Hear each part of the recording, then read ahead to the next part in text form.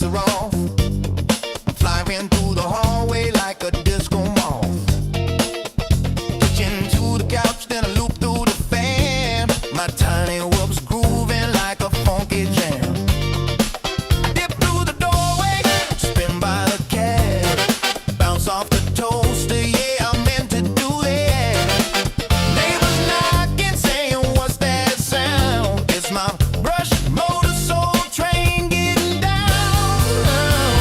Flying through the curtain, dancing on breeze, freestyle funk in my living room with ease. Tiny whoop magic, bumping every wall. I'm the James Brown of flight, can't stop it all. I got LED strobes and a shag rug trail. I'm looping through the lava lamp, leaving a tail. My whoops got rhythm, my sticks got soul. I'm the pilot of the party. On a roll, TV remote's a gate, the lamps are dive, I'm flying like it's 7.5. No GPS, no rules, no shame. Just a funky little quad in a soul train frame. Move it low, we fly that flow. Grab that gap, no time to nap. No time to nap. Hit that roll, funk and control. Bounce that wall, we fly it all. We fly it all.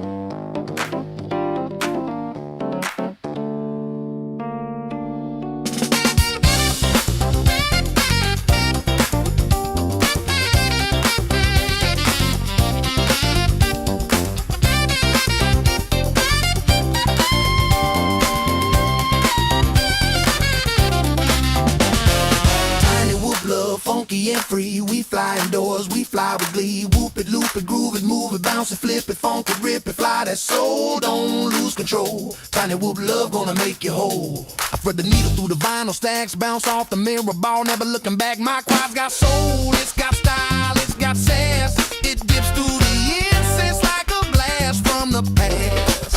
I'm flying figure eights through the lava lamp glow, dodging house plants like a funky pro. My whoops got rhythm, my sticks got heat. I'm the pilot of the party with the grooviest beat. I loop through the hallway, I dive by the broom. I'm the disco ghost in your living room. I hit that split that's over grandma's chair. She just claps and says, boy, you got flair. I'm flying freestyle with a velvet touch. My quad so smooth it don't need a clutch. From the shag rug to the ceiling fan, I'm the funky little fly with a master plan. The curtains dancing on the breeze, freestyle funk in my living room with ease. Tiny whoop magic bumping every wall. I'm the James Brown of flight, can't stop at all.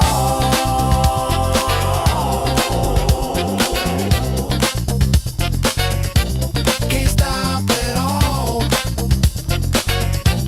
Can't stop at all.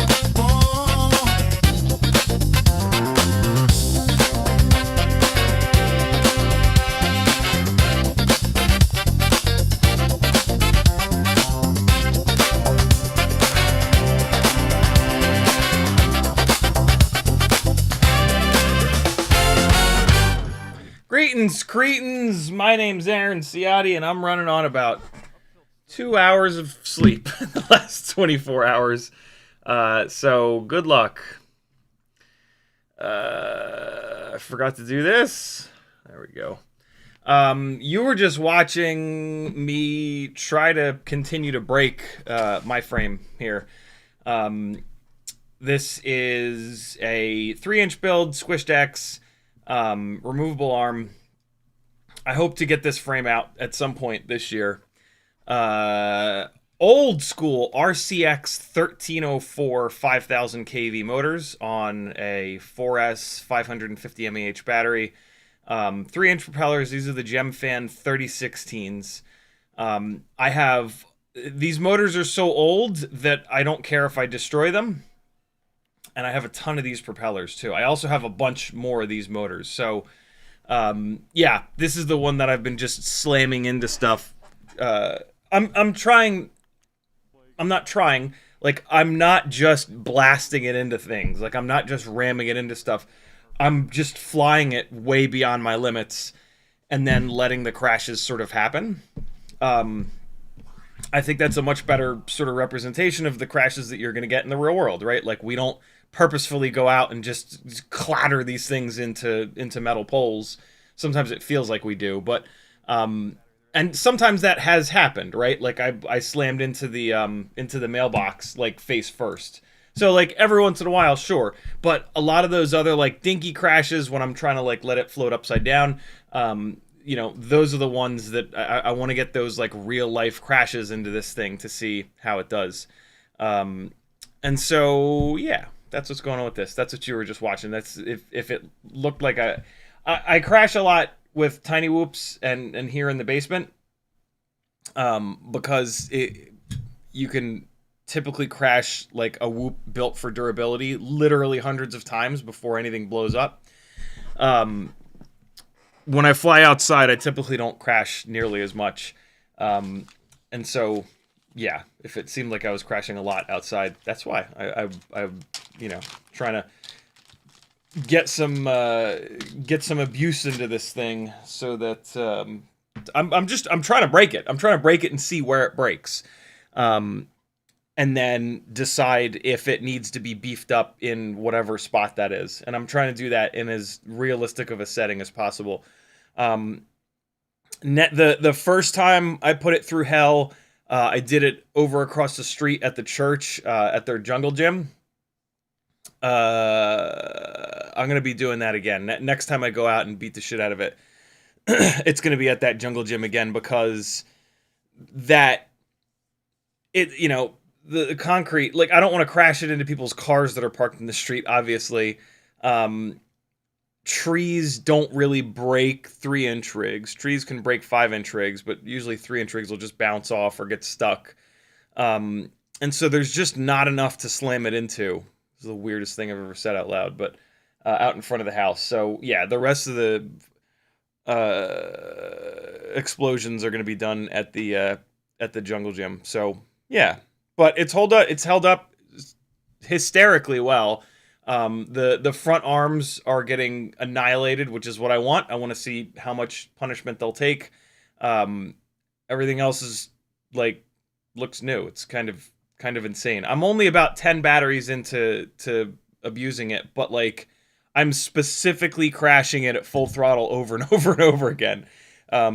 So, you know, like I've probably put the same amount of abuse into it in 10 batteries that I normally would in like 100+ batteries. So yeah. Tonight I'm gonna try to just not die. Tonight we're gonna review, it is not gonna be a full 2-hour live stream, I don't think. Today was just ridiculous. They were jackhammering the street in front of the house all morning, which was just shaking absolutely everything. I couldn't sleep worth a shit last night because my brain is an asshole. And then there's just like every single time that I'm right about to fall asleep, something happens and wakes me up in the last 24 hours. So yeah, I'm running on like, I got like an hour of sleep at some point in the middle of the night, and then I think I got like another hour this afternoon, but that was it. I just keep getting woken up.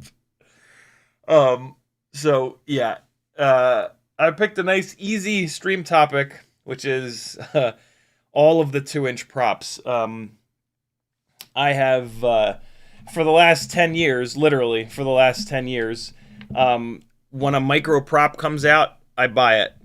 And there, and also like in front of me here, are, I believe, all of the 2-inch props. Whenever I see a new micro prop come out, the next order that I place, I get a bag of them. Sometimes I'll get 2 bags, so that I hate just having 4 props, because inevitably when I only have 4, I put them on, I go fly them, and I immediately crash and break one of them, and then I can't like even get a full battery on them. So yeah, a lot of these I have 2 sets of. And, yeah, we're going to talk about them. I've flown most of them over the years. there are really only maybe like 7 or 8 of these that are worth using at this point. But there are like weird fringe cases where you might want one of these really old props. While I'm doing this, I'm going to be, while I'm talking about these, I'm going to be weighing them.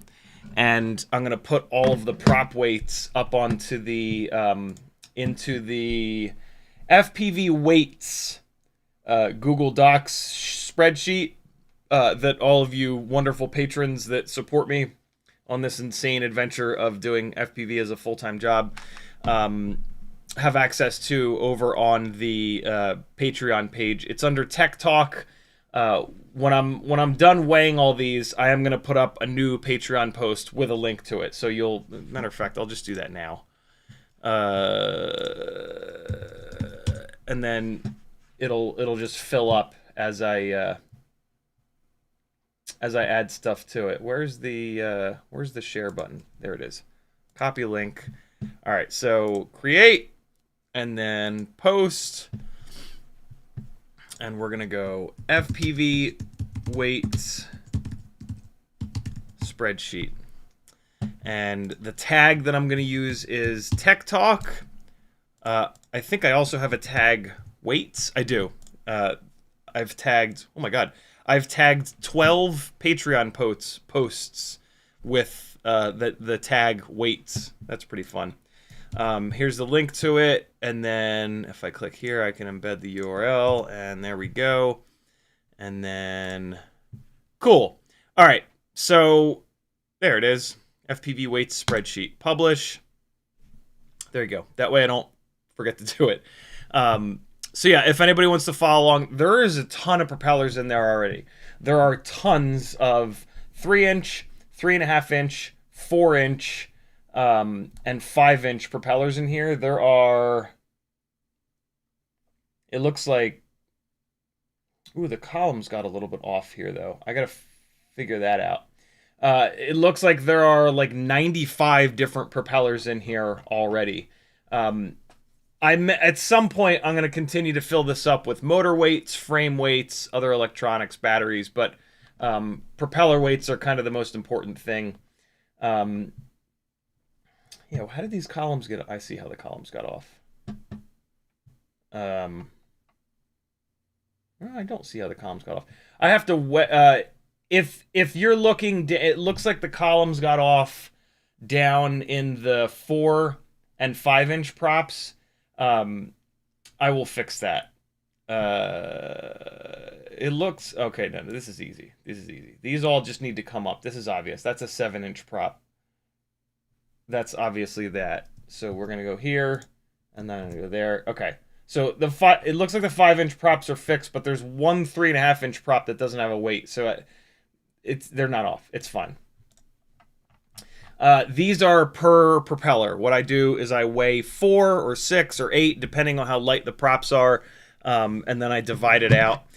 With these itty bitty little tiny whoop props, with a little $20 scale, the less weight you put on it, the less accurate it is.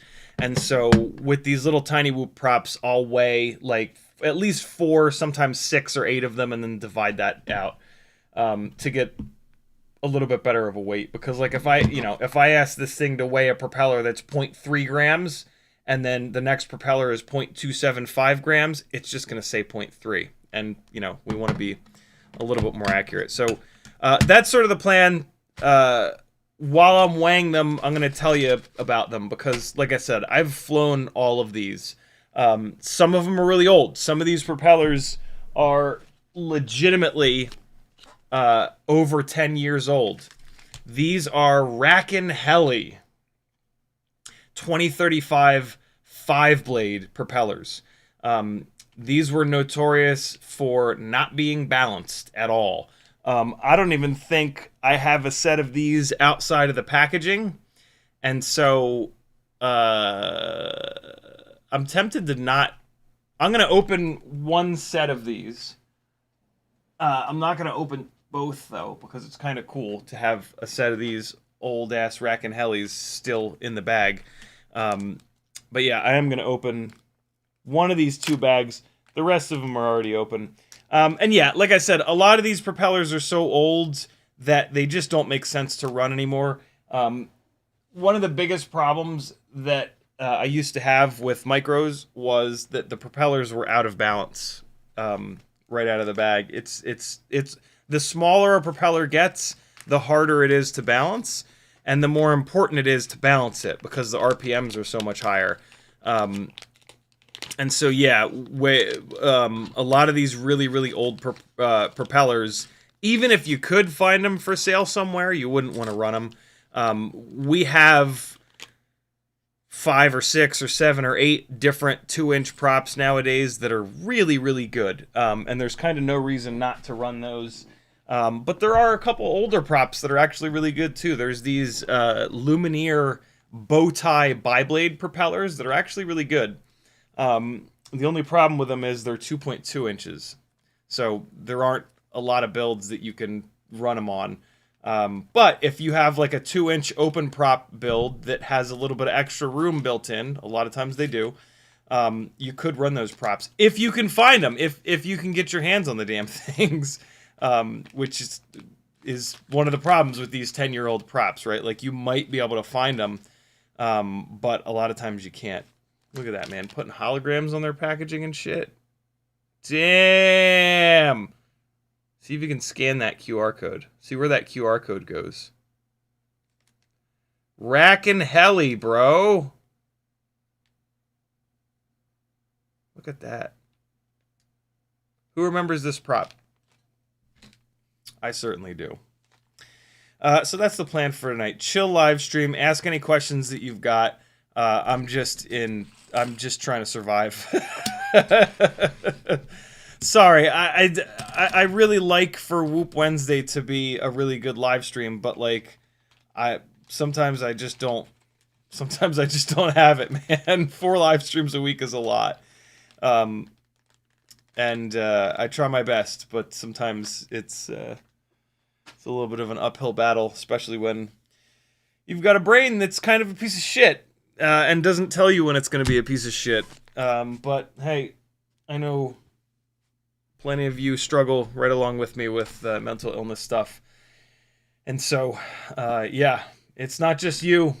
You know, we have a pretty nasty mental health crisis amongst men because, you know, men of my generation, growing up in the 80s and 90s, were told that, you know, any form of weakness was horrible and made you less masculine, and it was not okay to be sad, and the only emotion that you were allowed to have is anger, and that fucked us up pretty good.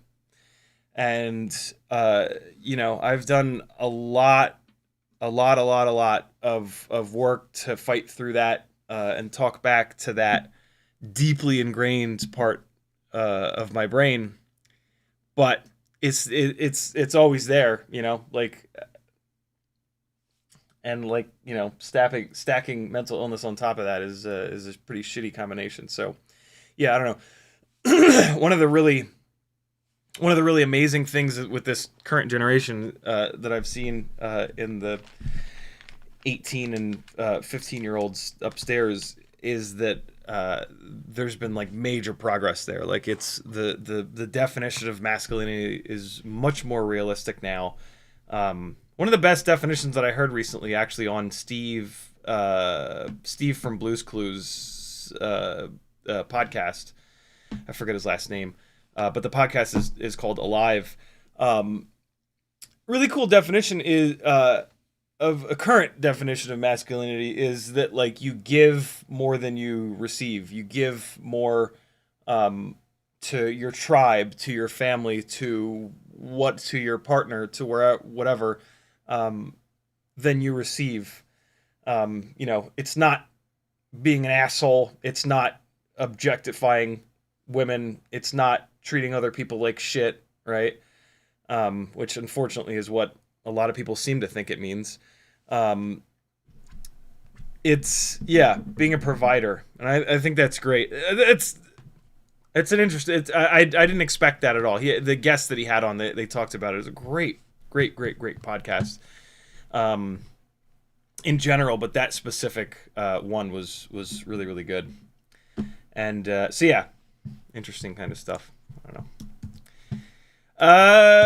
So that's the plan for tonight, friends. You Can FPV was first. Giddybots was next. Nyafu, Green Thumb, Matthew Wegner, Jeremy, Really Good Bad Boy, Spaceman Spiff, Uriel, Replicator, Jeremy Flies FPV, Fizz, Blitz, Newborn, Tanky, McMucus, Zero Volt, Whoop Fox, Danzilla the Terrible, Capital C, Frank Nicholas, Newborn Sporny, Fizz again, Gamehead Aereo, Quadbot. What's up, everybody? Thanks for hanging.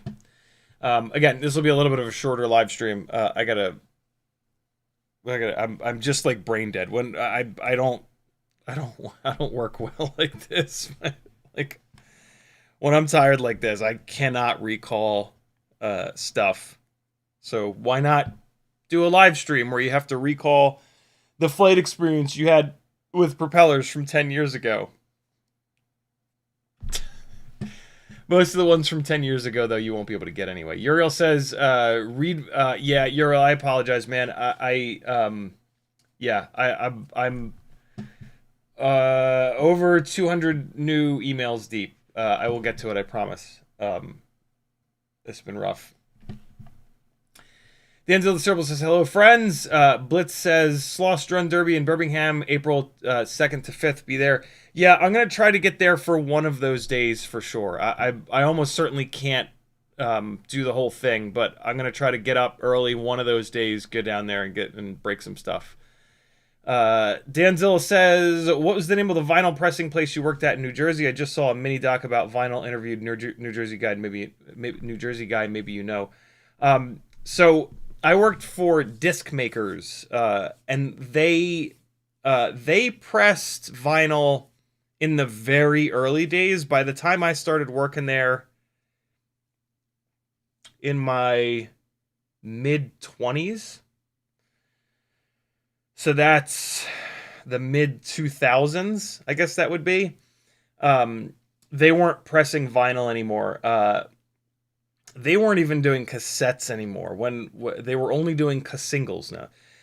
They were doing CDs, and they just started doing DVDs.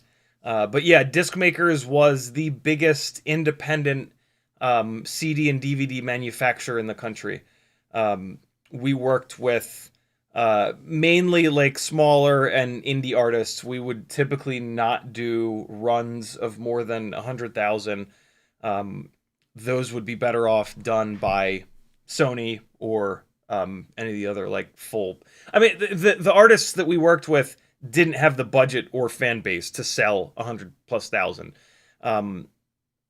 We would work with artists who would kind of stick with us as they blew up. And so like we would get, I was in their sales department. And so every once in a while we would get the request from someone who's been working with us for 10, 15, 20, 30 years. It was a 60+-year-old company when I was working there. And they would say like, hey, what would it cost to do 100,000? And we would just be like, well, it you know, who's your label? You're probably going to be better off going with them. We were set up for shorter runs. We were set up for 1,000, 5,000, 10,000. So, you know, we had, I think about 20 different pressing machines. Believe it or not, CDs are manufactured very similarly to vinyl, where they are injection molded and pressed. The ones and zeros are literally pressed into the plastic. This is what makes when you would go to Sam Goody and you would buy a CD, and you would, you know, beat the shit out of that CD, it would like last forever. Well, you would burn a CD and you would like think about accidentally scratching it and it wouldn't work anymore. It's because when you would burn a CD, you'd notice on the bottom of the CD it would be like green or blue. That was a dye. The laser in your computer would hit that dye or not hit that dye. When it would hit it, it would change the dye black. When it wouldn't hit it, it would leave the dye blue or green. We actually had a line of CDRs that had clear dye that everybody loved. It was a lot harder to tell that it was a CDR. It was like a clear die, and the laser would hit it and it would turn black versus not.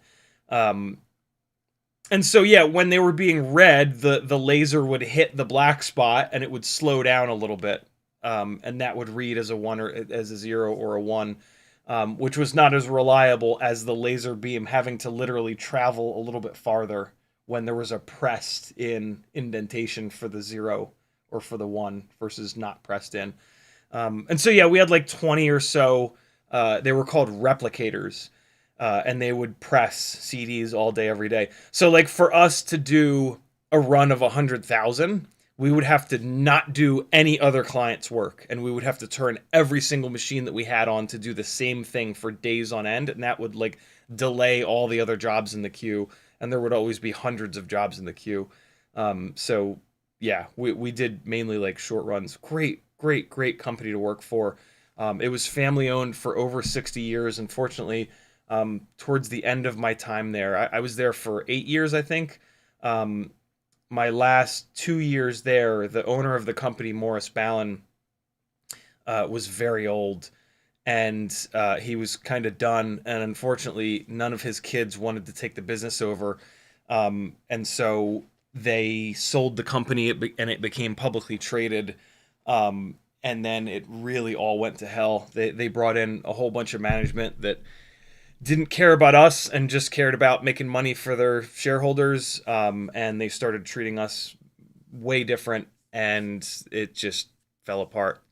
And went from being hands down the best place that I've ever worked to pretty much the same as every other place that I've ever worked, where they just don't care about you as a human being other than the output that you can produce and the money that you can make them. So that was tough. That company messed me up, man, because, like, getting to see how well a company could be run with, like, proper with valuing people over profit, made me, like, understand that that's a possibility, and that if, you know, a company gets its head out of its ass, that they can do that, and they can be unbelievably successful and just demolish the rest of the competition, because all the people working there are happy and love their job and treat their customers awesome, and then the customers love that. And then to, like, see that fall apart, and to leave there and then work for a string of companies that, you know, it's hard to find that. If you ever find a company that you can work for like that, for the love of God, hold on to it.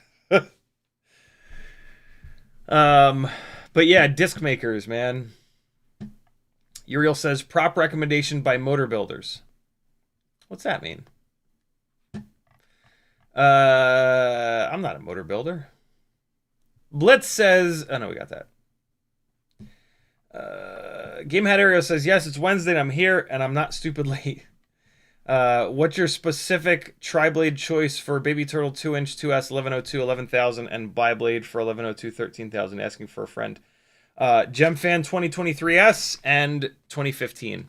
2023S for lower KV, 2015 for the higher KV. 2S 9,000 to 11,000 kV, basically for the triblades, and then 2S like 12,000 to, let's say, 16,000 kV for the 2015s. They're both awesome props. You should have them both, and try them out. They you know, biblade versus triblade, they fly totally different. So having them both to try them both out is the way to go. Uriel says, I bicycled naked around Knott for 4 years now. Some AA strand up.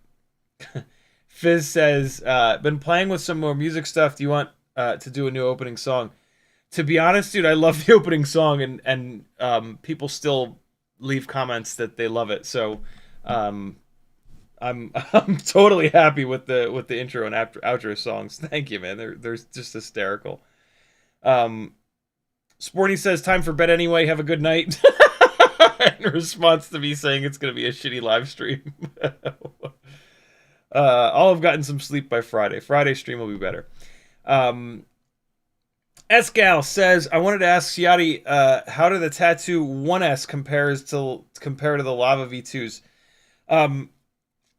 All of the other 300 mAh BT 2.0 batteries, other than the Lava V2s, are identical. Like, I've run all of them. There's like 10 different ones.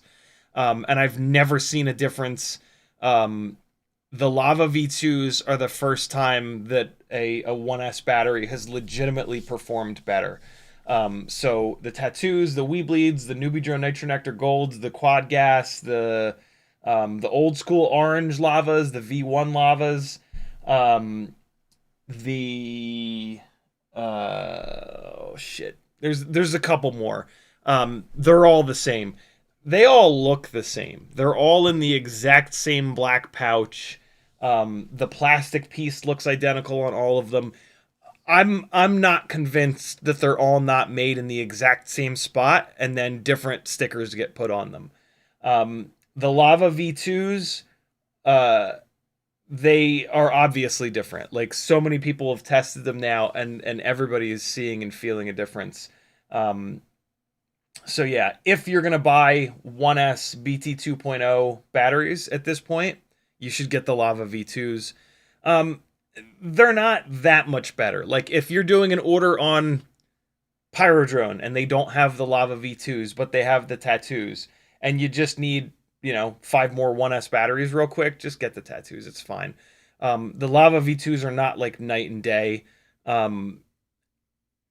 Those of us that fly thousands and thousands of batteries can feel the difference. I'm not convinced that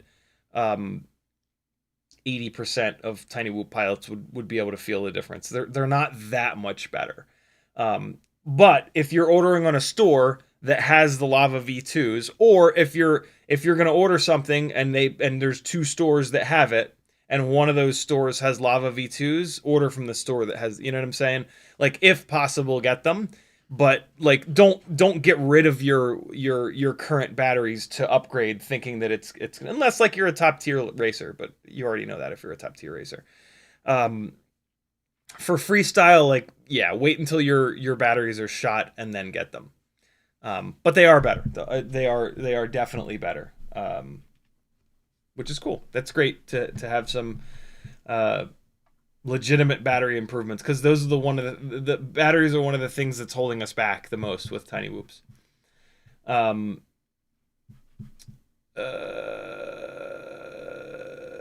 D'Angelo the Terrible dropping the link to the Subscribe to the vinyl documentary. Whoa. Oh, What's that? Fucking ads. Come on now. Why is it opening? Oh, because it's opening it in Social Stream. So really, Social Stream, you're gonna open a YouTube video? I don't want you to do that. Business Insider. You know, it's funny. This popped up on my YouTube recommended the other day, and I started to watch it. I saw that it wasn't Disc Makers, and I clicked off of it.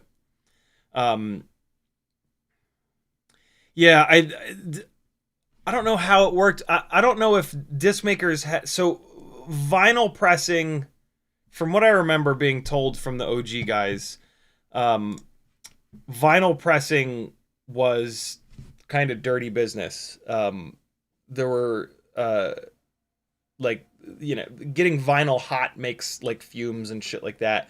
And so they didn't, from what I remember, they didn't press the vinyl in the same building. We pressed the CDs and DVDs literally in the same building. Like, I worked in a building with over 600 employees, graphic designers. We had a mastering facility.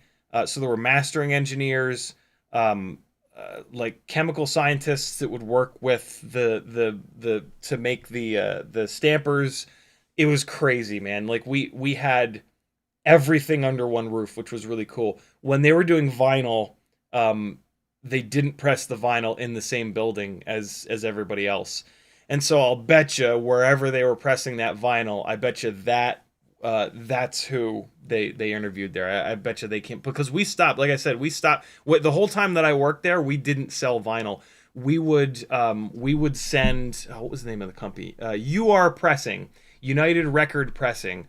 When one of our clients would call us asking for vinyl, we would send them to UR Pressing. So that, I bet you that's who they were interviewing there, is United Record Pressing.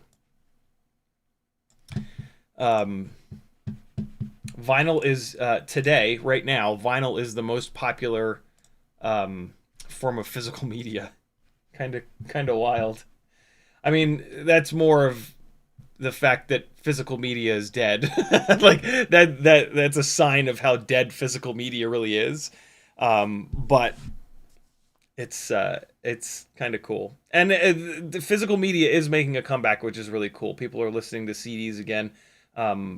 I kept tons of my CDs, but yeah, they're actually starting to sell CDs and cassettes and some other physical media again. It's kind of slick, super boutique kind of stuff, but really cool.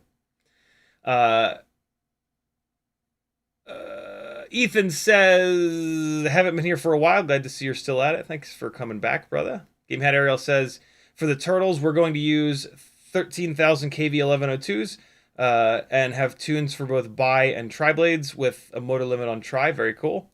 Sporny says, is the baby turtle that light? Seems a bit low kV for me. It's pretty light. It's not that light. But you get a lot of efficiency when you don't have so much block. Like the tiny whoop frames are just not a super efficient way of making thrust. When you have an open prop setup, you do get significantly more thrust and better sort of flight characteristics. So yeah, the KVs are a little bit different between tiny whoop and the baby turtle stuff, the open prop stuff, I should say.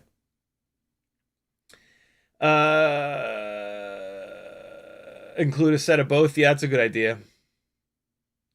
Nyafu says, I wonder if motor bells could be nylon. There's some ridiculous string polymers out there. Be interesting. It would be hard to bond. I bet you it would be hard to bond the nylon to the metal motor shaft. Capital C says, sorry you're not feeling 100%, totally been there. Did you ever check out the new hover point setting in beta flight? Not yet. Not yet.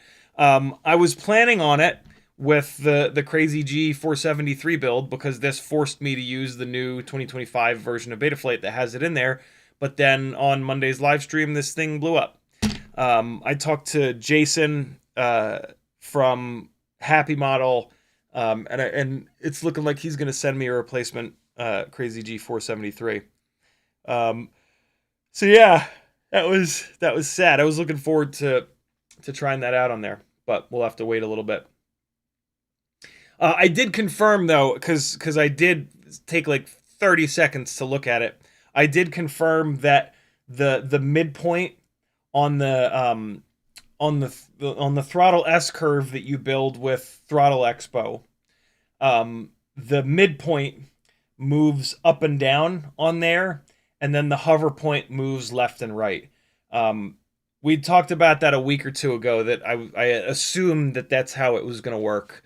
The additional adjustment that they've given us in the brand new Betaflight, I'd assumed that, I mean, kind of the only thing that it could do was adjust the left to right.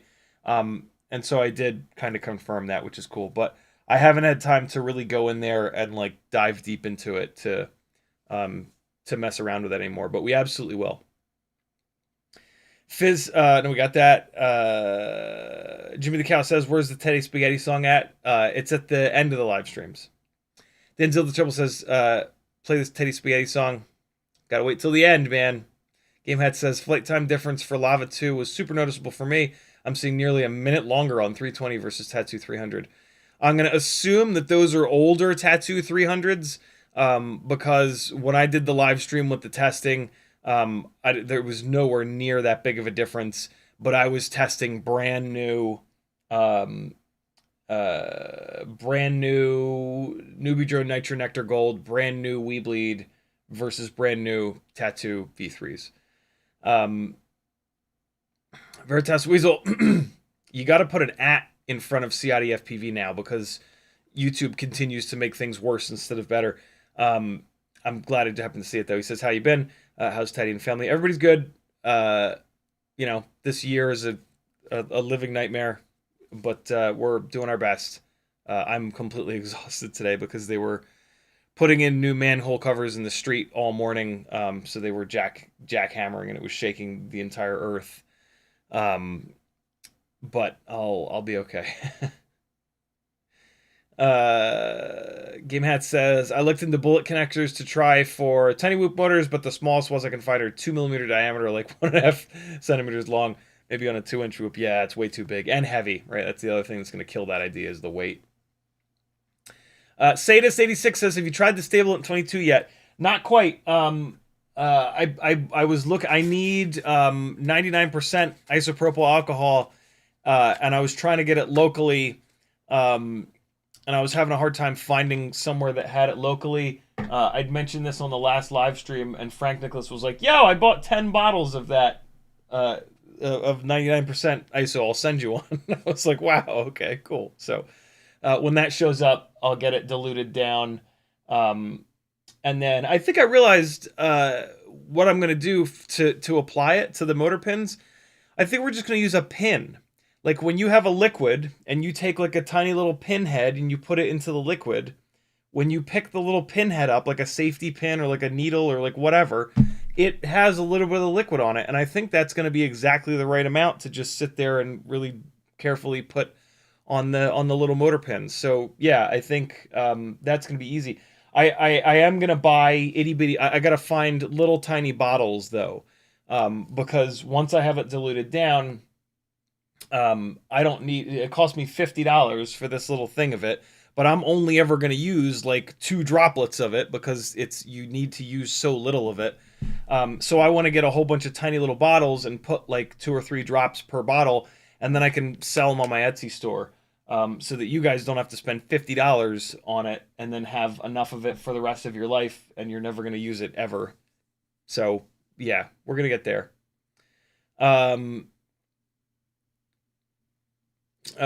Game Hat says, how awesome is that adjustment? I like to fly low on my throttle sticks. The hover point midpoint is just such a cool adjustment. Yeah, it is. It's a great idea that they finally did that. Game Hat also says, they seriously only highlight with the at now. Yep, that's insane. And jackhammering is the worst to make sleep impossible. Been there. What's up, CMYK? How are you, brother? Let's start weighing propellers and talking about them. So I already weighed a bunch of these, actually. So we're going to go from, like, the first bunch of props here are some of the best ones, and they're the ones that you're going to want to use on super lightweight builds. These are the ones that don't have T-mount holes, so the hubs are a lot smaller and lighter weight, and these are also a lot like newer propellers. One of my favorite 2-inch props, if not my favorite at the moment, is the Gemfan 2023S, 2023S. This propeller is 0.725 grams, and it's a brilliant mix of durable, just enough pitch, but not too much pitch. They're very well balanced, and the inner diameter is even like almost perfect. Like you kind of, depending on the motor that you put it on, usually you don't have to drill these out with the 1.47 millimeter drill bit. So yeah, like my go-to triblade for a 2-inch prop, if I'm not running it on a T-mount motor, is this Gemfan 2023. It's such a good all-arounder. It's durable enough, but it's not so durable that it's super heavy. It is a little bit of a heavier prop, but you get that durability, which is nice. It's not like overly heavy. So yeah, Gemfan 2023, absolutely awesome. 0.725 of a gram. Its sort of baby brother propeller is the Gemfan 2015. This is one of my other favorites. It's basically a biblade version of that. A little bit less pitch. Well, all right, so let's take a step back. Propellers are named with either 4 numbers in a row or 2 digits, an X, 2 digits, an X, and then 1 digit. Most Gemfan props are going to be 4 digits in a row. This propeller, for example, is 2015, 2015. 20 is 2.0 inches. 15 is the pitch. The 15 technically stands for 1.5 inches of pitch. The inches of pitch refers to how far the propeller will, how far each blade of the propeller will travel in, I believe they test them in like a liquid medium. with one rotation. Don't worry about that technical explanation. The higher the pitch number, the more angle is on the blade. That's really all you want to worry about. The more angle that's on the blade, the higher the pitch of the propeller, the faster the propeller will be. As you go faster and faster, there's a point where the speed of the thrust coming off the propeller is equal to the speed that the aircraft is flying. And so you can either then turn the RPM up, or you can have a propeller with more blade angle. The long and short of it, though, is that if you want to go really fast, you want to use a more pitchy propeller. A really low pitch propeller spinning a zillion RPM is not going to be as good as a more pitchy propeller at a lower RPM. When the RPM goes too high, you start to run into a lot of loss from friction. And there's better throttle resolution if you want to go really fast and you're running a more pitchy propeller. That's sort of like, there's all kinds of fascinating articles on the internet because propeller pitch and propeller size have been around forever in the world of aeronautics. I've read some of them. I've attempted to read some of them. They get really, really in the weeds really quickly. But over the years, because I do find it kind of fascinating, over the years I've managed to learn some stuff from. There's a couple articles that are usually like up at the top of the search results, and so I've read a bunch of those same articles a few times over the years, and I pick up a little bit more each time I read them. But those articles are all written about airplane propellers. Airplane propellers only get airflow in one direction, right? They stand up like this, and the airflow comes in like this. Our propellers are sitting like this, and then we put airflow over the side of them. So there are some significant differences between a multi-rotor propeller and an airplane propeller, but the basics of like incoming airflow and RPM and the size of the prop and the pitch of the prop are pretty similar there. And so Gemfan props are going to have 4 digits, and then sometimes they're going to have a dash, and then one more digit. That last digit is how many blades it's got. So this is a 2015-2. Sometimes they don't put the 2 because they put a picture of the prop and you can see how many blades there are. This would be a 2015-3 if it were a 15. HQ does it a little bit differently. HQ puts a digit by a digit by a digit. It's the same format though.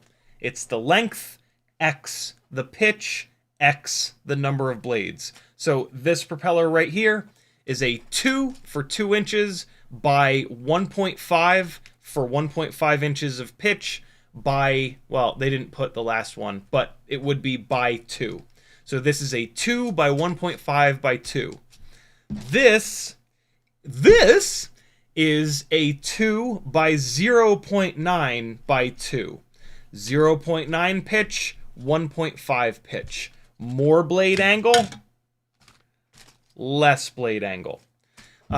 Less blade angle, less pitch gives you better throttle resolution at slower speeds. More pitch gives you better throttle resolution at higher speeds. The other thing that happens in a lot of cases with our propellers is that the more pitchy propeller, because if the blade is flat, your hub at the center of the propeller only has to be real thin, and the propeller can be really lightweight. On a more pitchy propeller, the hub gets taller, and the connection point between the blade of the propeller and the hub gets taller and stronger. And so a lot of times, a more pitchy propeller is going to be stronger. It's almost always going to be heavier because it's built for higher speeds. It's built for more like torque, more energy to be put through it. And so higher pitch props are usually stronger and they're almost always heavier.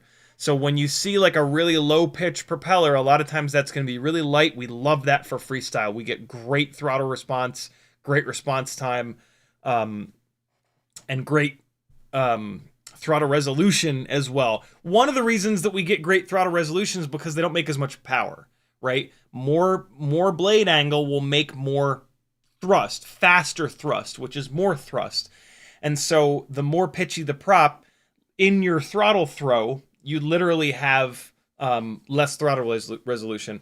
But inherent of a lower pitch blade angle, not just from it making less power, but it does work better at lower speeds, basically, right? At lower speeds, we're making less thrust.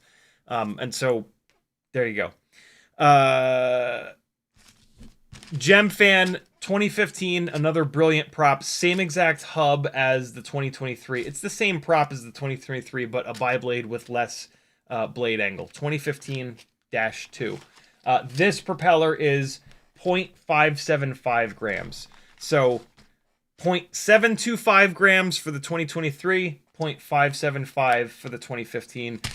Again, all of you beautiful patrons that support me have access to this spreadsheet with all of these weights and lots more. By the end of this live stream, there'll be 100 different propeller weights on that spreadsheet. That is the very most recent post on my Patreon. You can join my Patreon by going to CiottiFPV.com. It is how I can do this and how I can give you guys so much good info to help you build good stuff. Lots of other ways you can support me over there. Affiliate links. There's an Etsy store with all kinds of fun stuff you can buy. Hell, you can even buy some of these Gemfan 2023 S's on my Etsy store.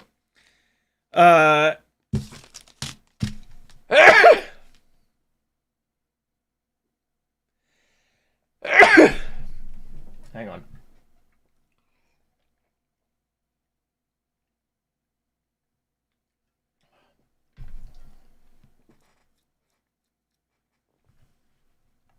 Let me not get super behind on chat. GameHat says Amazon has some good prices on 99 ISO. I do not support Amazon anymore because the owner is a literal Nazi. GameHat Ariel says the pin won't work. It's too thin. Maybe if you dilute it a ton. Yeah, this needs to be diluted a good amount with the 99 ISO. We'll see. I'm gonna try the pin thing. We'll see if it works. Sporny says, what difference makes the S of the 2023 S? Good question. I don't know what the S means, Drone Flicks, but you're going to see in a little bit. There is a Gemfan 2023. It's an older propeller. This is probably about 5 years old. And this is just called Gemfan 2023. It does have the holes for the T-mount. It is a much heavier propeller. It's okay. But yeah, the 2023 S is the newer version. It does not have the T-mount holes. It is significantly lighter, I believe. We'll see in a little bit. But yeah, that's the difference of the S. Kevin Smith says, what dilution level and with what? I don't know what you mean by with what. 99% isopropyl. The Stablant 22 comes with instructions. Looks like Stablant 22 5mm service kit includes an empty 50 milliliter bottle, optimal mixing of your choice, solvent, diluent, typically 25% solution, it says. Yeah, I gotta read all this when I do it. When I get that ISO, I'll figure it all out, and we're gonna test it. So I'll probably do it. I'll probably do a live stream specifically on this, and we'll mix it up. We'll see how much it makes, and then we'll run a bunch of batteries, and then apply it to the motor pins, and then we'll run a bunch more batteries and see if it makes a significant difference. Pretty sure it will, though. Next two props I want to talk about are the HQs that I was showing you a second ago. 2 by 1.5 by 2 and 2 by 0.9 by 2. Here's a perfect example. These are identical propellers other than the pitch. 1.5 pitch, 0.9 pitch. The 1.5 pitch is 0.3 of a gram, 0.3 grams per propeller. The 0.9 pitch is 0.275 grams per propeller. Same blade design, same everything, but more pitch ends up with a taller hub. And typically the prop manufacturer will beef the blade up. They'll make the blade itself a little bit thicker when it's more pitchy because it's going to generate more thrust. The propeller blades all bend, but you can't let them bend too much. And so when you put more blade angle on there, it's going to want to bend more. So you need to beef it up so that it doesn't bend too much. You don't, when propeller blades bend too much, they lose efficiency. They can also start to oscillate and they can start to flatten out. They can literally twist flat towards the end.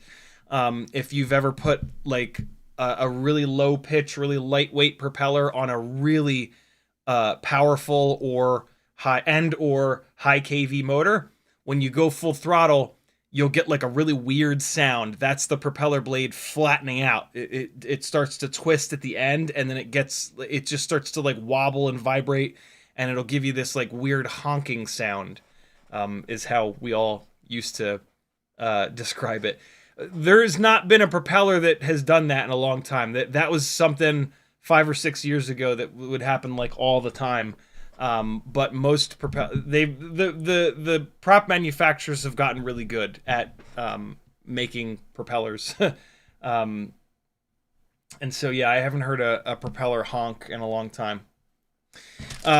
These two props are fantastic for a lighter weight 2-inch setup. These are very, very, very lightweight, right? 0.3 of a gram, 0.275 of a gram versus the Gemfans, which are 0.725 and 0.575, right? So like these are better suited for a ducted setup where the duct is gonna, or the guard is gonna protect the propeller.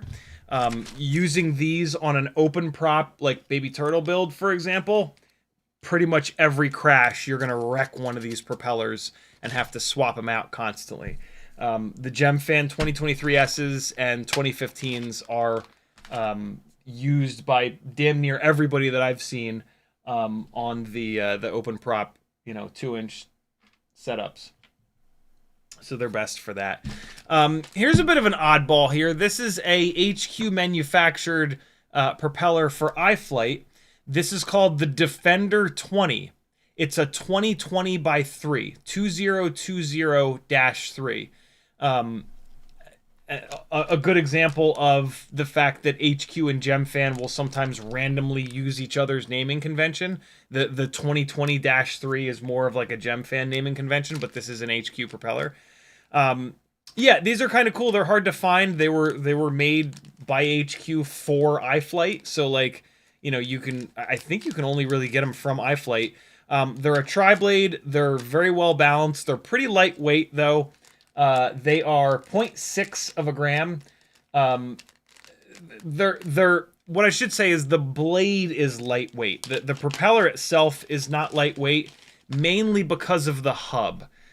This prop has a very thick hub on it, and the hub has some what almost look like T-mount holes, but they're not. They're not drilled all the way through.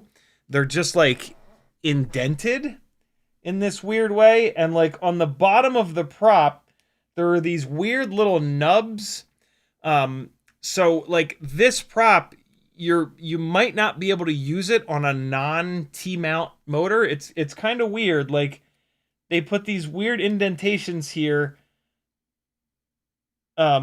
Well, no, I guess I thought they were indentations. They are drilled, but they're closed. Like you would have to like drill them out. It's very weird. This is a very strange propeller.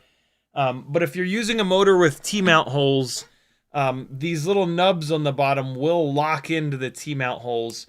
I don't know. This is a weird propeller. It's heavier.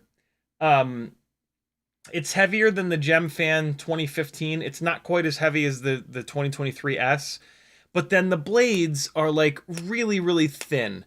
And so like, I don't get it. I don't really understand this propeller. Also, I just noticed that the nubs are on the top. I thought those nubs were on the bottom. No. The nubs are on the top of the propeller, so you actually don't need a T-mount motor. This is a weird propeller, but it's really, like I said, it's really hard to find. If you're looking for a propeller with 20 pitch as a tri-blade, like this is a relatively pitchy prop. It is lighter than the Gemfan 2023S, but again, if you were to run this on an open prop build, it's not going to last very long. This is not going to crash very well. So this is going to be more for a ducted kind of setup. Kind of an oddball, but I have a set of them. I don't know where I even got these from, but yeah, interesting propeller. Weird propeller. The hub it's unnecessarily heavy. There's no reason for the hub of that propeller to be so heavy, especially with the blade being so lightweight.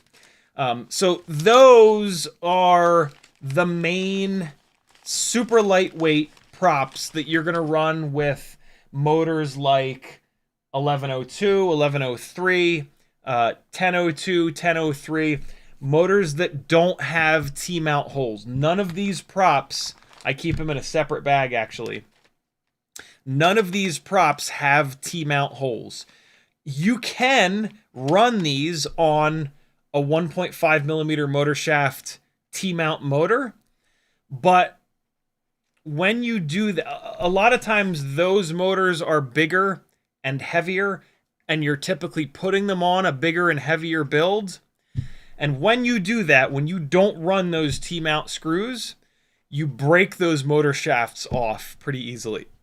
So I really don't recommend it. Also, like, these propellers are meant to be ultra, ultra, ultra lightweight. And so they only really make sense on the super lightweight builds. So use these on the motors that don't have the T-mount holes, because the only motors that don't have the T-mount holes are the really lightweight motors.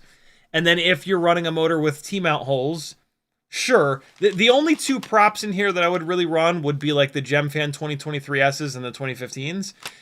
If you're going to do that, though, just understand that when you crash, it's going to put all the force into that little 1.5 millimeter motor shaft. And eventually you're going to break that motor shaft off above the bell. Ask me how I know. The rest of these propellers that you can run T-mount screws on are going to be a much better option from a durability standpoint. And so we're going to dive into them next. The first ones might as well be the Gemfan regular old school 2023s. So these are they just call them 2023. They should call them 2023-3 because they're a tri-blade, right? And so let's get this going here. Gemfan 2023 non-S, regular 2023. So these guys came out a long time ago. When they came out, we were doing like a lot of heavier 2-inch builds. 1, 2, 3, 4, 5, 6. They come in this cool pink and this cool yellow. 7, 8. And it was kind of annoying because they were we were like wanting higher pitch props, and these were not that. And so yeah, they're pretty heavy. So it's 6. Well, let me just make sure. Let me push down on the scale. Okay, yeah, 6.9. So 6.9 divided by 8 equals 0.863. 0.863 compared to the Gemfan 2023S, that's 0.725. So significantly heavier. That's almost like a 20% difference in weight. They're okay if you want like a lower pitch 2-inch prop. They're fairly durable. They have like a actual like blade profile to them. They don't look like Fisher-Price, my first propeller design. They're okay. They're from what I remember, they're a little noisy. They're a little kind of like screechy. But that's going to depend on the build. If you have these on like a lighter weight build, which is where they would make sense, I'm going to try these on the max build on those 1202.5s. So I'm going to get to refresh my memory on these before very long. I'm actually going to leave them out. But yeah, from what I remember, it was in a time period where we were wanting more pitchy propellers, and we didn't get them, unfortunately. These are Azure 2035. 2035 by 3. Azure makes these propellers I don't think they're around anymore. They made propellers with this crazy kind of blade profile. It's actually a very aerodynamic blade profile, so these props tend to be very efficient. The problem with this blade profile is that when you crash it, the way that the blade bends, you can't bend the blade back straight. So these were kind of annoying for freestyle because you'd have to change them out all the time. The other thing is this has a really thick, solid hub. So this is a heavy propeller. It's heavier than it needs to be because of how thick and solid the hub of the propeller is. And so these are 4.9 for 6 of them, so 0.817 of a gram. 0.817. And this is the Azure, or Azure, as some people pronounce it, 2035. The Azure 2.5-inch props are the best propeller that I've found for the live broadcast 250-gram rigs. They're the best mix of like power and quiet and efficiency. And so these should be the same. Again, these are kind of hard to find, but if you see these in stock somewhere, maybe snag a set or two. They're really well balanced, really efficient, a little bit heavy, but meant for like a more powerful kind of 2-inch setup. I am not going to try these on the max frame because I'm hoarding these for if I build like a live broadcast 2-inch setup. Because that max frame is going to be for freestyle bashing, basically. So I'm hanging on to these. All right, and so now we're going to get into, well, I'm going to try to front load the better propellers here a little bit. There's a bunch of like older ones that are just garbage that we are going to talk about in way, but I'm going to more dive into a bunch of these. Oh, I forgot about these. These go into that bag as well. These are the HQ quad blades. These are 2 by 1.9 by 4.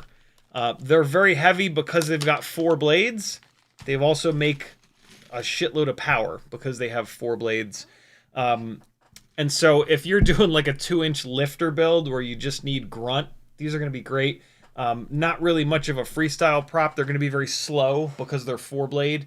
They should be pretty heavy. 1, 2, 3, 4, 5, 6, 7, 8. 8 of them weigh 5 grams. 5 divided by 8 is 0.625. I think I actually already have these on here. I do.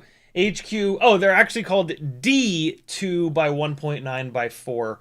HQ has a tendency to put D in front of their like kind of cinematic propellers. That's pretty much what these are. These are more of like a cinematic slow kind of propeller. So yeah, I actually already had those on there. Didn't even need to weigh them. Really well balanced, kind of fragile. You know, they're like the HQ ultralight design with the itty bitty little hub. So yeah, these are not for freestyle. These are for like cinematic kind of stuff. All right, getting back to the old school like T-mount, heavier, older school propellers. EMax Avan, these are very heavy, but very, very good. They have them in quad blade, and they have them in triblade. They call the triblades Blur, right? Yeah, EMax Avan Blur. I remember this, they don't tell you what the pitch is, but is it stamped on the blade? It might be stamped on the blade. God damn it, it's not. It might be on their website. Or it might not.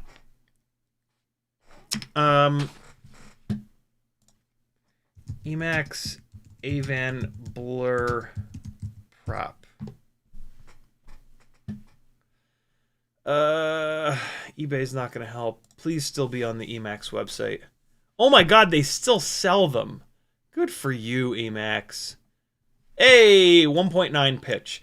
So it's not super pitchy, but good god, is it durable. This is like the most durable. Pretty much all of the EMax Avan props are extremely durable. The connection point between the hub and the propeller blade is like brilliant. Instead of just having like the hub be a cylinder and then like the blade just jams into the cylinder, they smooth that, they round that connection out. God, I used to know the name of their propeller designer offhand. I forget his name, but he did a really good job designing their props to be super strong. And so you end up with a propeller blade that's like infinitely durable. And so, yeah, both the 4-blade and the 3-blade EMax Avan are unbelievably durable. It's really, really cool. Let's weigh a bunch of them. They are, wait till you see how heavy these are, though. 1, 2, 3, 4, 5, 6, 7, 8. So 8 of them weighs 9.3 grams. Jesus Christ. 9.3 divided by 8 equals 1. We've got our first more than 1 gram propeller. EMax Blur 2 by 1.9 by 3. 1.163. So yeah, as you can see, heavy props, durable. Heavy props are durable props. Durable props are heavy props. If you've got a big enough motor for a propeller that weighs this much, I'm very curious if the 1202.5 is going to be enough motor for a prop like this. I'm actually going to leave these out for that max build. I'm super curious if that motor will be able to handle that heavy of a prop. They also make a quad blade version, which they just call the Avan, the EMax Avan. Let's see if they have these on here. Propeller size 2.x. Where are the quad blades? There it is. 2 by 2.2. There it is. Avan Micro. I bet you the weights are on their website, but I don't know. I don't trust them. 2, 4, 6, 8. Another really good prop. By the way, both of these are very well balanced. As we get deeper in here, these props are going to get worse and worse and worse balanced. You can also get this prop from BetaFPV. BetaFPV has a solid blue version of these Avan quad blades. We're looking at, wow, these are lighter. I didn't realize that. 7.1 grams for 8 of them. So 0.8875 for the quad blade. That's ridiculous. EMax Avan 2 by 2.2 by 4. 0.888. Yeah, good prop, but now you're getting into like a quad blade, and so now the it's starting to get like more draggy and slower. Even though the Blur is heavier, it's going to be a better sort of freestyle prop. This quad blade's going to be a little bit slower, but like if you have a motor that's a little bit too low of a KV, the quad blade is going to help that out. not only is it a higher pitch at 2.2 versus the Blurs, which are 1.9, it has an entire extra blade. The pitch is looking at each blade. So a triblade that's 1.9 pitch versus a quad blade that's 2.2 pitch, this is both going to have more blade angle and the extra blade. Usually that's not what happens. Usually the quad blade will be lower pitch because there's an entire extra blade, but they did not do that in this case. And that's okay. You know, that just gives us some really nice options. If you've got a motor that is that has enough grunt for 4 blades with more pitch, awesome. If you have a higher KV motor, you can run the triblades that are a lower pitch. Good propeller. It's a quad blade though, and I don't typically like quad blades for freestyle, but they're a little slow. They're a little too sort of grippy. The Beta FPV Solid Blue version should weigh the same, but I'm actually very curious. I think there's 8 of them in here. Come on. 3. Nah, we could just weigh 4 of them. That's fine. 3.6 divided by 4 is 0.9. Yeah, close enough to 0.888. So yeah, these are the same weight. If you want them in this solid blue, you can get them from over on Beta FPV's website. I forget what Beta FPV bind and fly they put these on. It was from many years ago. But yeah, good propeller for the motors with not enough KV. Or if you're wanting to run like a lower voltage. If it's like a 3S motor that you want to run on 2S, those would be a good option. Lumenier bow tie propeller. That wasn't... I don't think that's what they actually called them. But they look like a fucking bow tie. I'm pretty sure it's a 2.2 inch diameter, though. Oh, come on now. Really? You didn't stamp it on the blade? You idiots. Oh, man. Let's hold it up next to a 2-inch prop so that we can confirm that it is a 2.2. So let's see. Shit, I don't even know what to call this because I don't know what the pitch is. I'm going to have to try to look for this on GetFPV's website. I'm pretty sure I'm not going to find it. But so when I hold this up next to the EMax Avan, yeah, it's a little bit longer. So these are, I'm shocked that I remember that. A 2.2 inch prop, so you're not going to be able to run them on like a Mobula 8 frame, which is a shame because it's got this big ass paddle blade. So it's kind of cool because like it's a biblade, which you're going to get a bunch of efficiency because the blade tips are as far apart as possible. But then it's got this big fat paddle blade, so it makes like really good thrust. Let me see if I can find this really quick. Get FPV.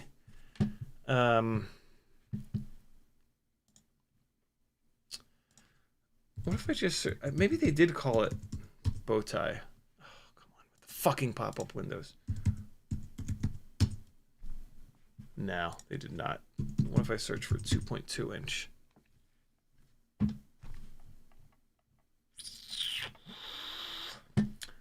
Alright, hold on. Lumenier 2.2 inch prop. Let's see if... There we go. 2.2 by 3. I'm pretty sure this is it. Yeah, there they are. They're the bow ties.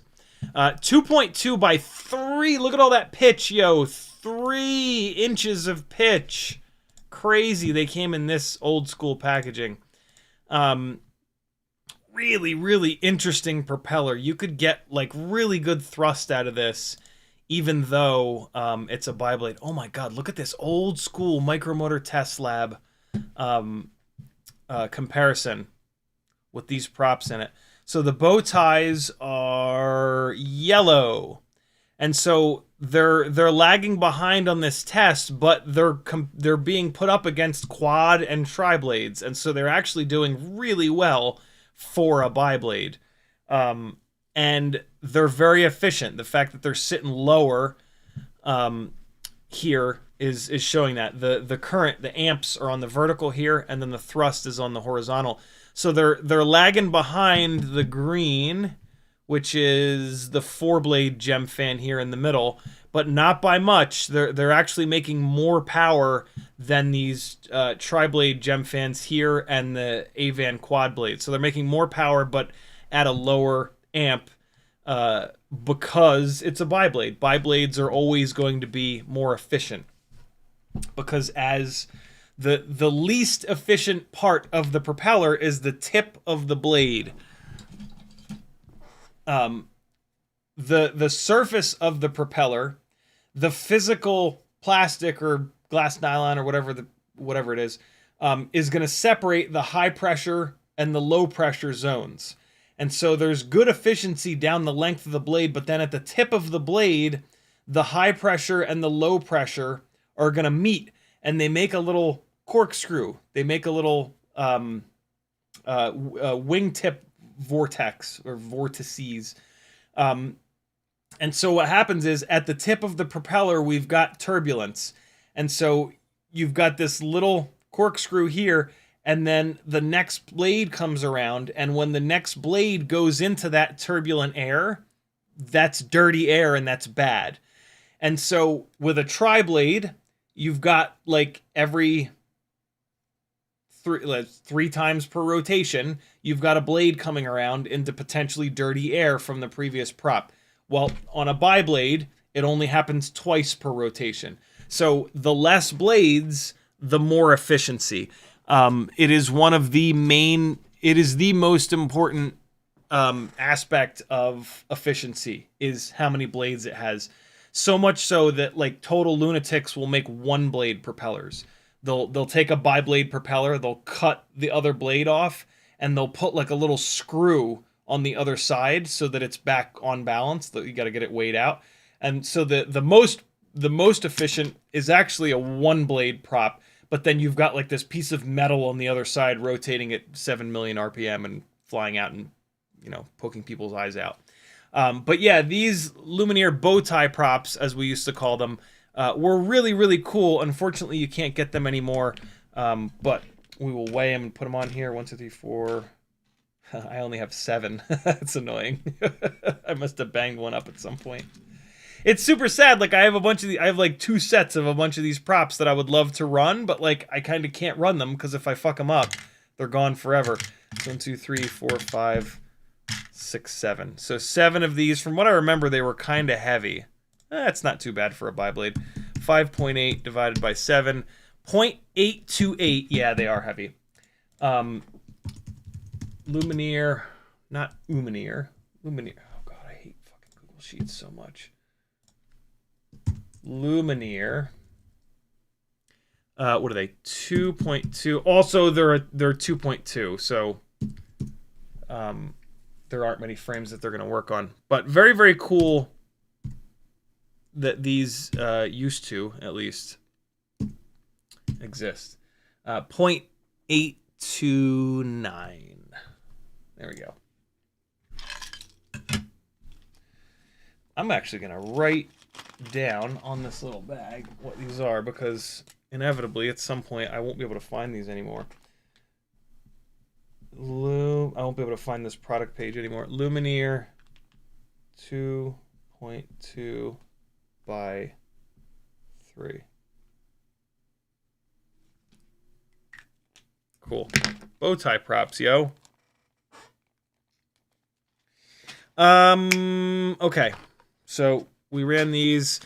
These are out of bounds. Don't get these. These are sub 250 old school HQ props. These are called sub 250 HQ 51 millimeter tri-blade 2-inch tiny whoop props. These are no good. They're also very, very, very thin, very weak. These would be like a super lightweight prop that you could use, but yeah, they're just not balanced. Also, they're the old hub design where the top of the hub was enclosed. It looks like I drilled these out to open the top of the hub out, but yeah, they're just They're just no good. You don't want these. I will put them on the thing now. So these are sub 250 HQ 51 millimeter try. And we're looking at, they are very light though, 1.8 divided by 4 equals 0.45, 0.45. So yeah, don't waste your money on these. Luckily, I only bought one set of them because I saw that old school HQ hub design where it's enclosed on the top. The problem with that is you can't push them all the way down on the motor shaft. So they sit up on the motor shaft, and then it's a very long lever, and so they bend the motor shafts really easily. You can drill them out, but don't, because they're out of balance and they're junk. Gemfan Hurricane 2008, another out of balance propeller. It's also a little bit too low of a pitch. So do not get these. There's also a biblade version, which I think is 2009.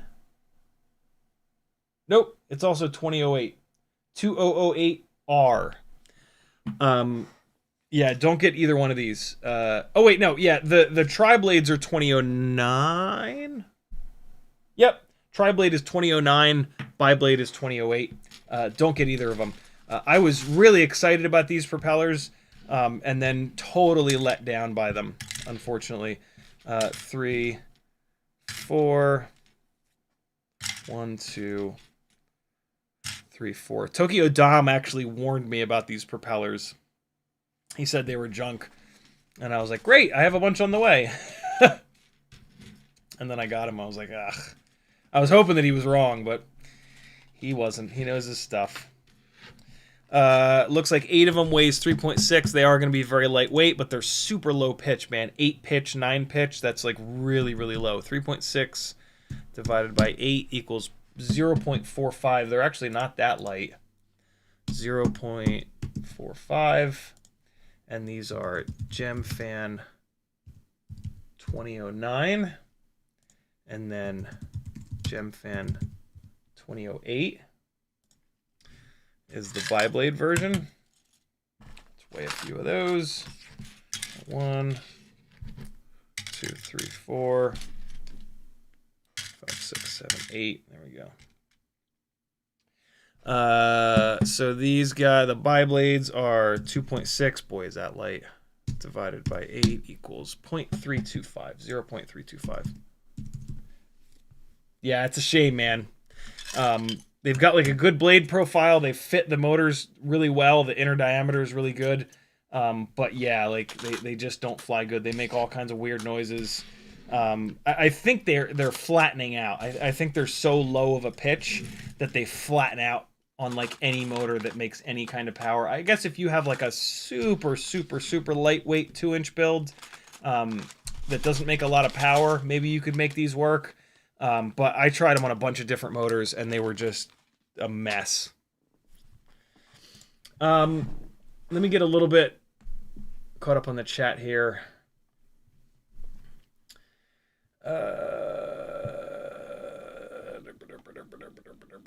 Capital YouTube just did the thing, scrolling back up.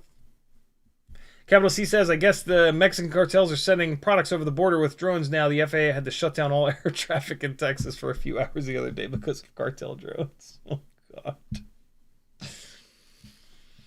Oh, my God. And Amazon delivery drones are running into houses and crashing in yards and catching on fire. It's just great, man. It's just great. It's just great. As if every single one of us didn't predict that.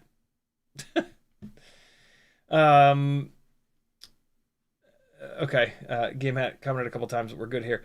FTBL, thanks for streaming. FPV step. Capital C says, looks like the Azure website is still selling props. I love that.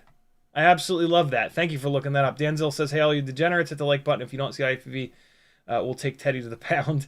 Captain Kazi's in the house. He says, I would bend more bells than blades with the Avans on my 3.5 micros because of how stiff they are. Yeah, man. With the with those stiff ass Avans, you have to run T-mount screws. You will break the motor shafts off like constantly with those. But then, yeah, with a 2-inch build that has any kind of weight behind it, you'll bend the motor shaft down below the motor bell. That's what Kazi's talking about. It's, you know, like, that's that's a perfect example of like something that's annoying, admittedly annoying, but also like kind of fascinating, right? Like, we need a more durable prop. Okay, cool. Here's a more durable prop. Well, now my motors are all breaking. We need a more durable motor. Okay, well, right, like, well, we can't make the motor more durable because the bearing has to have space to live, and then the stator has to like just in so many parts of FPV. There's this balancing act between like a bunch of different things: the length of the propeller, the pitch of the propeller, the strength of the propeller, the strength of the motor, the all-up weight of the build, right? Like, and so when you get some of this stuff out of balance, when you have a rig, for example, like Kazi's talking about, when you have a rig that's kind of heavy, but then the propeller is really strong, and then you're already at the max thickness of the motor shaft. When you have that imbalance, you're going to have motor shafts that bend all the time, and there's like nothing you can do about it other than like, just don't crash, bro. Okay, well then just don't even bother flying, bro. And so it's that's one of the things that like will limit us. I think it's really cool sometimes, because it makes it actually like cuts down. Sometimes there's just too many options, right? There's just like too many different possibilities. And so stuff like that can like cut down the realistic possible options for how you build a 2-inch rig, right? Like, you're not going to build a 2-inch rig that's 400 grams because you're completely out of balance. The propellers are so small, and then the all-up weight is so much that it's going to fly horrible, because it's like it's going to fall out of the sky like a sack of hammers when you come off the throttle, because the propellers are only this big, but then it's really, really heavy, right? And so there's a bunch of stuff like that kind of limits us, sort of in a good way, if that makes any sense. I got to make some more spaces on this spreadsheet here. What? Insert cells, shift down. Insert cell, shift down. All right, cool. So up next, well, hold on. Let me get a little bit more caught up on chat. Capital C says, and almost everything is on sale. Oh, cool. I'm caught up. Good. Up next is another old school HQ prop. This is the HQ-T 2x2x3. This is back in the days of like HQ's, just like the shape of their propeller blades was very like rudimentary, like, right? Like, I joke and say like Fisher Price, my first propeller blade design. There's like not a whole lot going on the propeller blade design. You know, there's like no funny little like swoopies or anything like that. And like, I don't know, maybe this is a perfectly good blade design, but like, I don't see any propellers currently being made that have this basic of a blade design. It's cool to look at like older propellers because you can really see like how propeller design has progressed over the years. And this, you know, looks old school, and it is old school. What was nice about these propellers is that they were very durable. 3, 4, 5, 6, 7, 8. They have a very big hub on them, so they are going to be pretty heavy for a triblade, but as we all know, the weight is a sign of durability. If it doesn't work, you can hit them with it. 6 grams divided by 8 propellers is 0.75. So we've got HQ T 2 by 2 by 3. Yeah, it's okay. You won't be able to find it for sale anyway. But it's a better option would be the Gemfan 2023. It's got a little bit more pitch. And I believe I remember the Gemfan 2023 being more durable. The old 2023, the T-mount 2023, not the S. But it's okay. It's okay. You won't be able to find it anyway. But this is a straight up cinematic propeller. This is a Gemfan quad blade, specifically one of their ducted propellers. It's literally called ducted 51 millimeter. I'm sorry, it's a 5 blade. So this is pretty specific. You're going to use this on like some kind of almost like a lifter, basically. What's that? 4 on there, 5, 6. No, we can just weigh 6. That's fine.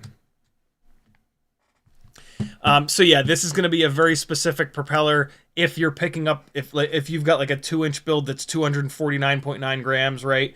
Or even more than that, and you've got like a chonky motor that's a lower kV, this is what you need, because it's got 5 blades. It looks like I have mixed the 5-bladed and the 4-bladed. I was gonna say, they also have a 4-blade version. Hold on. So I've put them in the same little bag here. Let me get that sorted out here. 5-blade, 5-blade,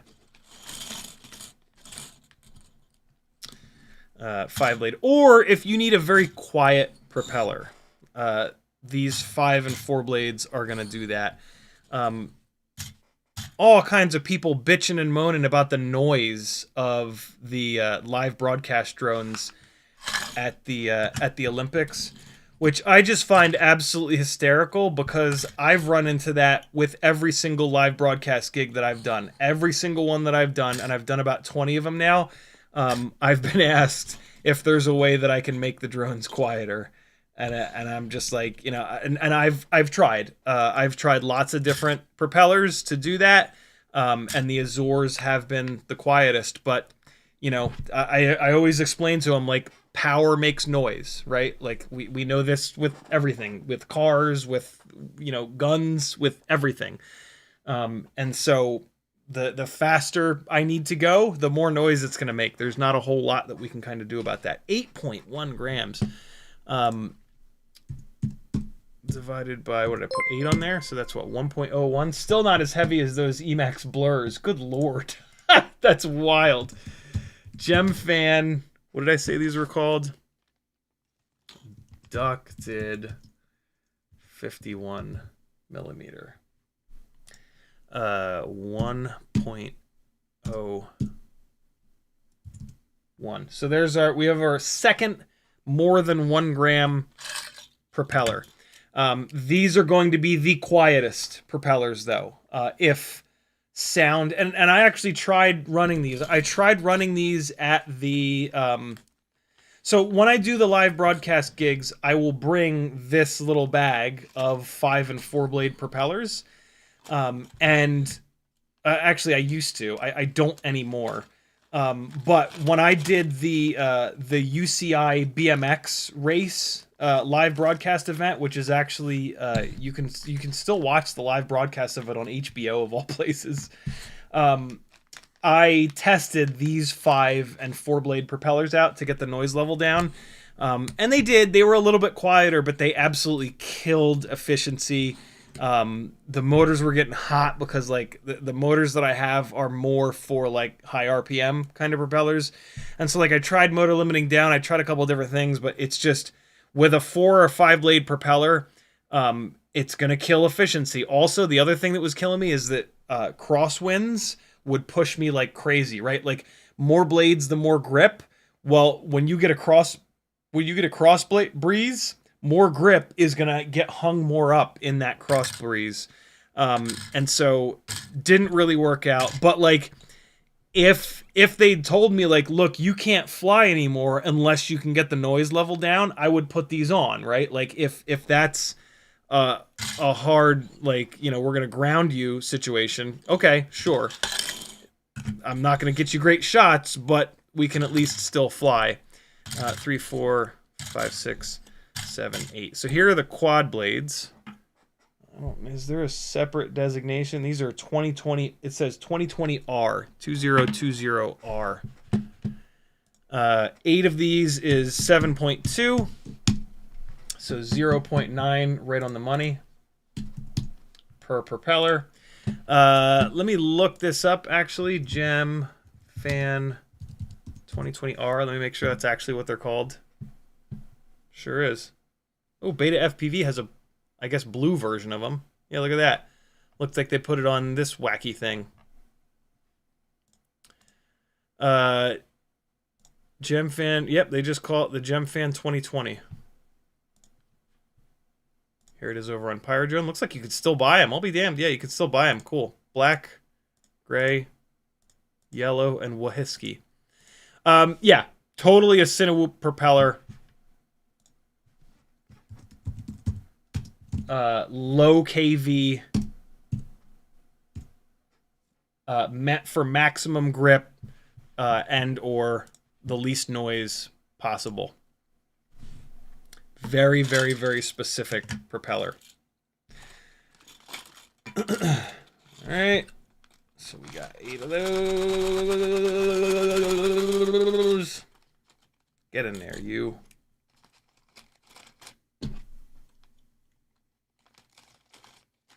How did I have this? Speaking of multi-bladed, basically like Cinewhoop only 2-inch props. HQ, not to be outdone, makes a 6-blade. But the blades themselves are much, much, much thinner, which I actually don't like. I really prefer, and most people prefer, the Gemfan multi-bladed propellers over the HQ multi-bladed Cinewhoop props. The HQ props, the blades are really, really thin, and so they're very bendy, and they seem to kind of deflect, and they make a really strange sound in the air. The Gemfan props, the blades are a little thicker and a little bit more durable. And like, look, when you've got a Cinewhoop, it's picking up like a heavier load, right? Like typically a heavier camera system. And so a little thin blade is really not what you want. These sound really cool, though. They sound like a little turbofan, which is kind of like what they look like. So, you know, if you're doing an order and these are in stock, like, just for funsies, you can pick up a set. I've never been too impressed with the way that they actually perform, but they're just kind of funny. 0.95. And what are they called? Gemfan T51 by 6. T51 by 6. What did I just say? 0.95. All right, hold on. I need to start adding cells here. Shift cells down. All right, these are newer propellers, by the way. These are still for sale. You can easily find either one of these. Okay. HQ T51 by 6. Cool looking too, right? They're a meme prop. If you put up a thumbnail with these propellers, people will click on that thumbnail and watch you review a garbage propeller. Old school, old ass Gemfan quad blades. Smirk Station with $1 super chat. Thank you, brother, for supporting the madness. These are, let me test my memory. I'm going to say that these are Gemfan 2035s.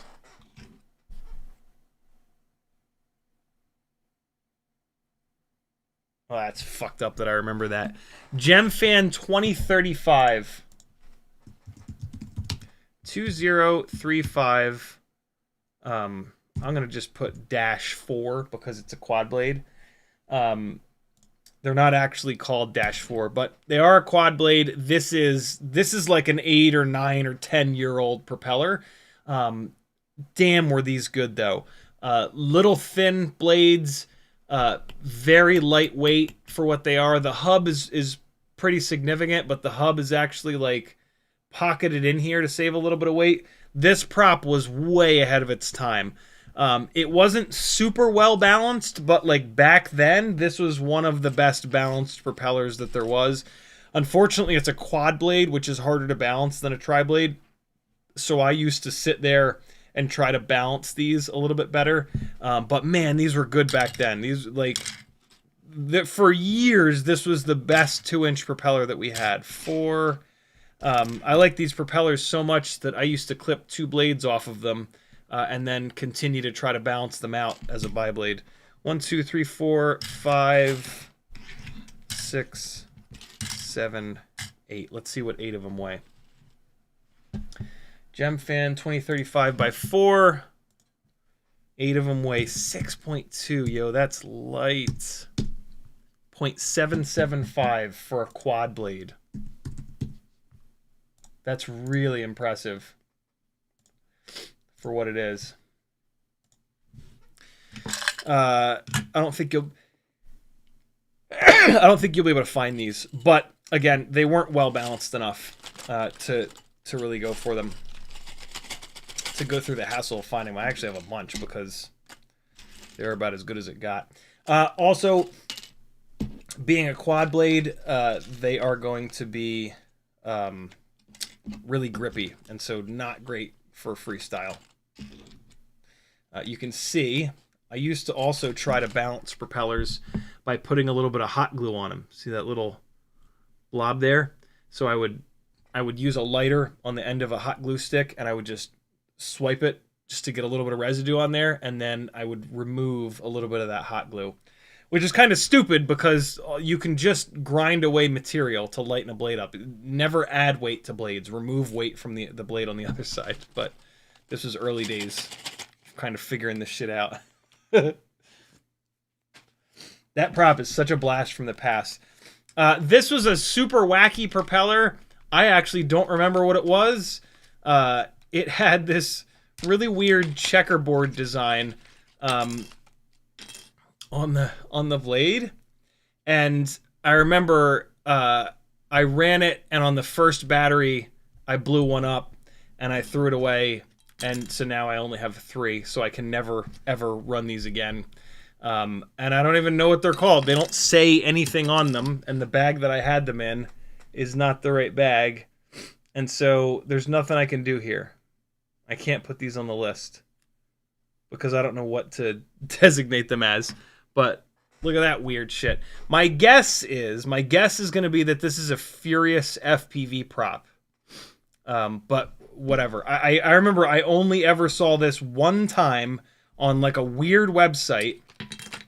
And I got it and I flew it and it wasn't great. From what I remember, it was also very out of balance. And so now it just lives here in infamy. Right. We're almost through them. Oh my god, it's 11:50. All right, so we did do a normal length stream. I didn't think I was going to be able to. I woke up during the course of this live stream a little bit, though, which is nice. These are Gemfan 4-blade that came... Oh, wait, no. These are more of the 2035s. Jesus, I have a lot of the 2035s, don't I? I do. I have a second bag of 2035s. That's a bit much. Like I said, these were the best of the 2-inch props back then, and so I got a lot of them. Why does that say 2036? Is this actually a 2036? Is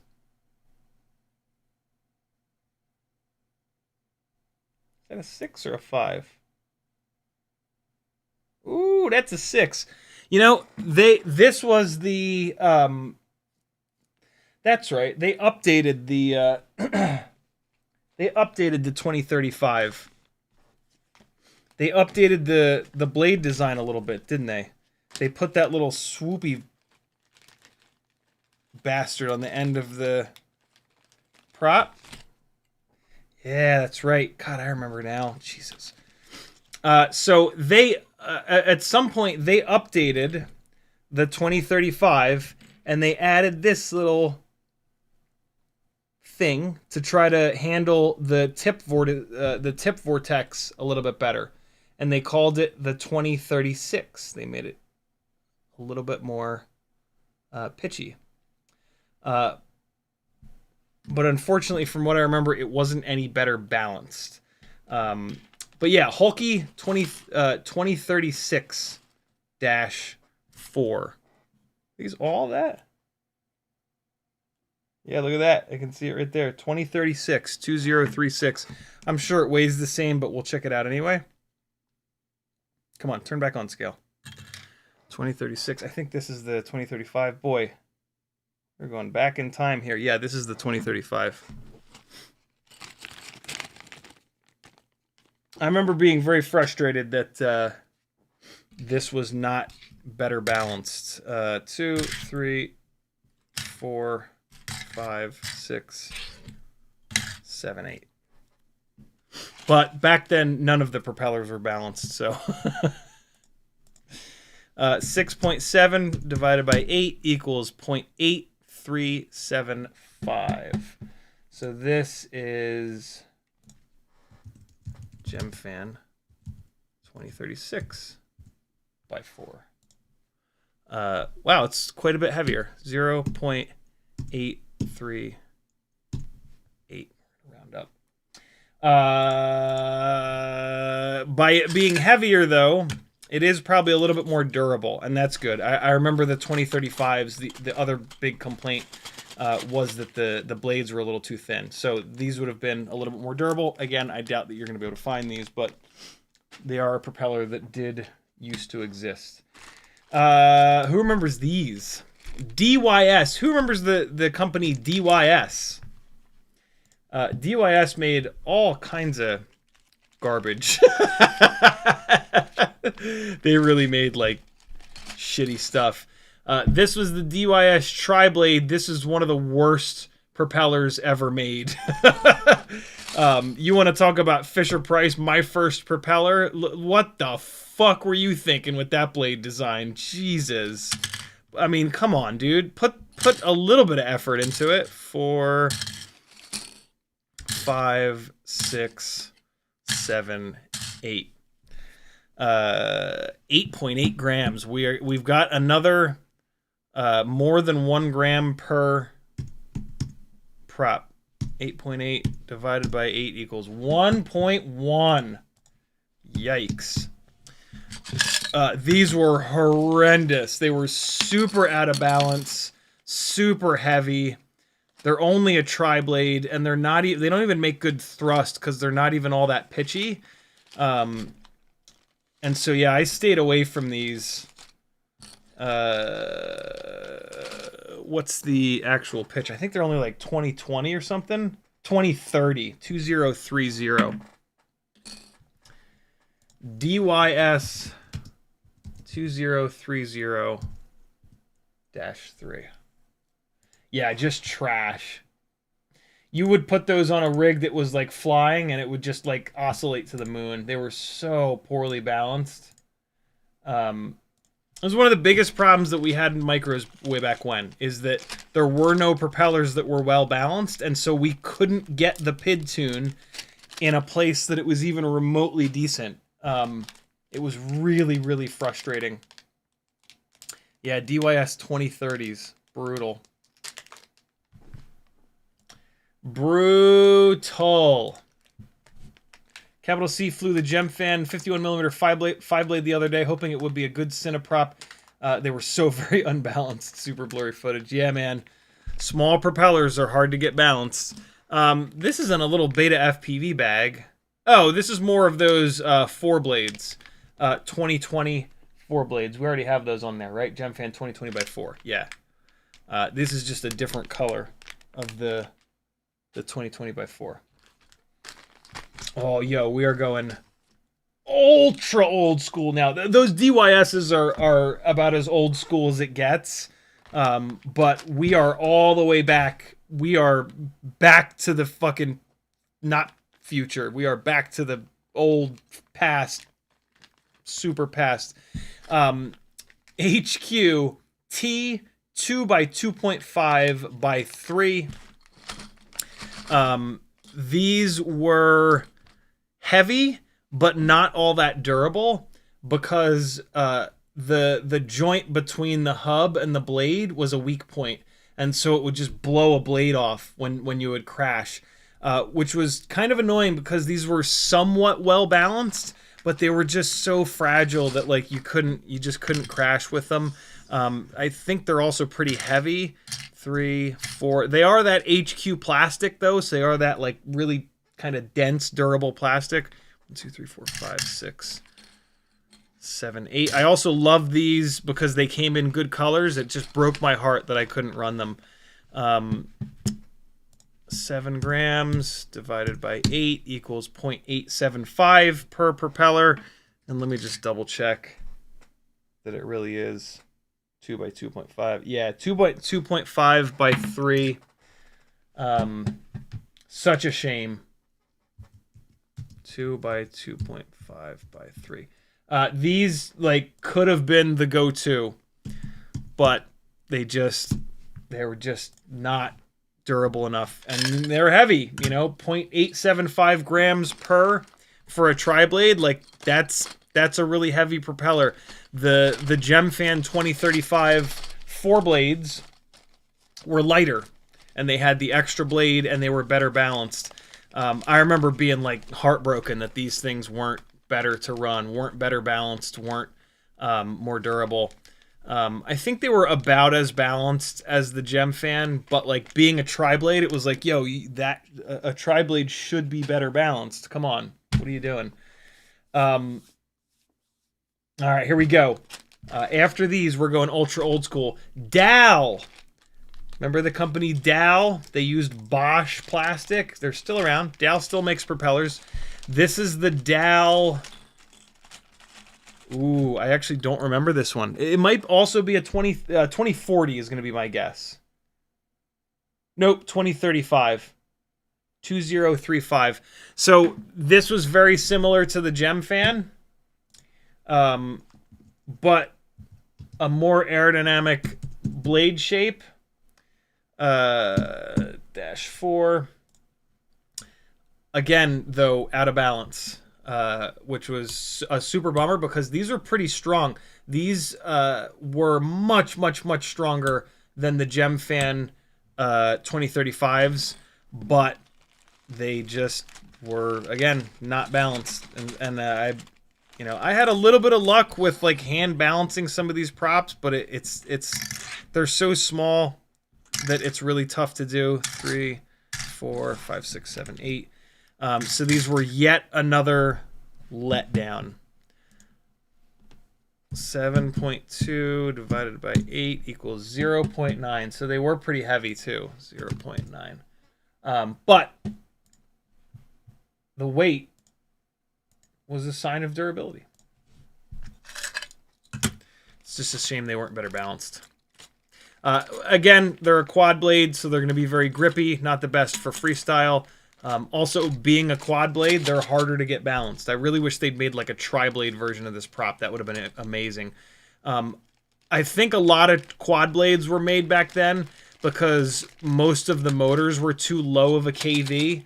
I was like one of the first people to go to, if not the first, to go to 4S on small builds, 2.5-inch, 3-inch builds, mainly because none of the motors were a high enough KV to make actual decent power. Like, micros were a joke back then because they didn't make 5-inch rigs were starting to make really good power. They were starting to get near 10-to-1 power to weight ratio, and micros just weren't. And so they're like little brush tiny whoops at that point. You can't do any of the stuff that you can do with 5-inch props, 5-inch builds.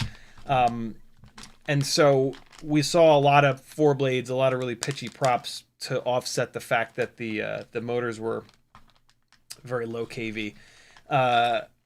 We're back to these, the Rakonheli. So what are these? 2035. So it's a 5 blade, but it's only 2035. Rakonheli 2035-5. I'm only going to weigh 4 of these because I'm leaving this package sealed forever because it's just the craziest thing. These were awful. These were horribly balanced. The blades are very thin. These are just junk. Almost 1 gram per prop. 3.9 divided by 4.975. Oops. 0.975. There we go. Yeah, these were junk. I remember these being absolutely awful. Too many blades. Blades are way too thin, way too bendy. And yeah, keep in mind, right? Back then, there wasn't a Cinewhoop. A Cinewhoop did not exist, right? Like, so these propellers, these are basically Cinewhoop propellers that were available in a time that no one had invented the Cinewhoop yet. And so these were being used on open prop builds, right? And so you had an open prop build that was very slow. The wind would blow it all over the place. You couldn't get a good tune on it because they were out of balance.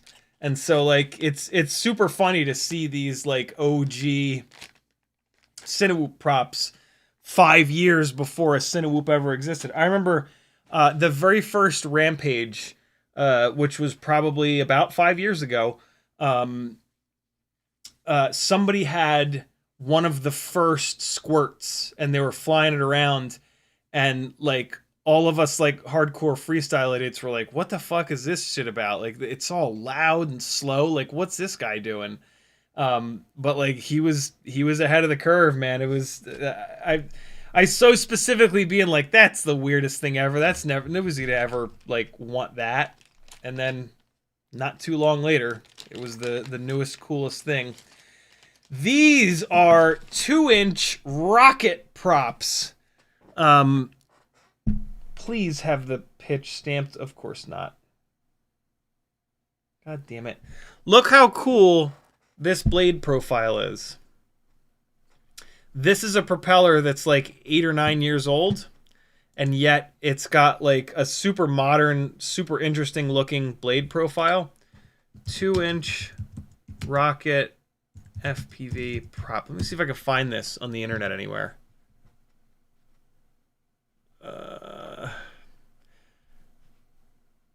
No. GetBarC made the rocket bind and fly. Let's take FPV out of here and let's throw some quotes around this. See if we can find this. Oh, yo! You can still buy them! What? Wow! That's right. I remember there was only one website that sold these, and it's Ready Made RC. Holy shit, dude. They still have them in stock. Don't buy these. These are completely out of balance. These will not work. Look at the pitch, though. 3.5 pitch. These were ridiculous, dude. I was so excited about these because they were so pitchy. And then I was so let down that they were completely out of balance. Oh my god, yeah. And they're a triblade, so like it was like, ooh, triblade. There's a good chance of it actually being balanced. Nope. The fucking rocket prop, yo, RealFPV. That's right. These are also, I think, very heavy. Holy shit, are they stiff? I remember that as well. They're like, like ridiculous. I don't know what material these are made out of, but Jesus Christ. Oh yeah, the rockets. 3, 4. I only have 7 of them, so yeah, I probably put them on a build and it oscillated to the moon, and I lost one of them when it came crashing down. Oh shit. 9.5 grams, and I only have 7 of them on the scale. Oh shit, they're 1.36 grams per prop. Holy fuck, dude.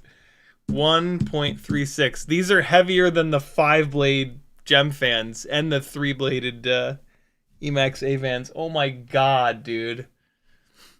That's insanity. 1.357. I'll do 3. Oh my god. RealFPV Rocket 2 by 3.5 by 3. Good Lord. Yeah, I this is another prop I was all excited about, and then I was just super let down because they were incredibly out of balance. Where's that marker? I'm gonna write what these are on here because that was kind of easy to find, but eventually they'll go away on the Ready-Made RC website. RealFPV Rocket 2 by 3.5. So much pitch by 3. You never know, man. The RPM filtering is so good that they might actually be okay. But I mean, having a out of balance prop is a bit of a nightmare. And then the last two are FuriousFPV Fleek props. Remember the word Fleek? That all the cool people and or idiots were saying? Very, very, very lightweight quad blades with this really cool looking attempt at controlling the tip vortices. Again, though, very out of balance. Also very fragile, like just super flimsy. Every single crash, you would bang these up and have to swap them. You can see 8 years ago me putting hot glue shit on there to try to balance them out. 4, 5, 6, 7. They should be pretty lightweight though. Yep, 6.2 divided by 7, 0.885, 0.886. Not bad for a quad blade.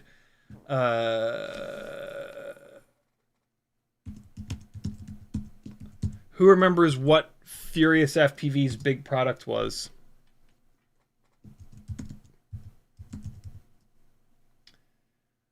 Fleek.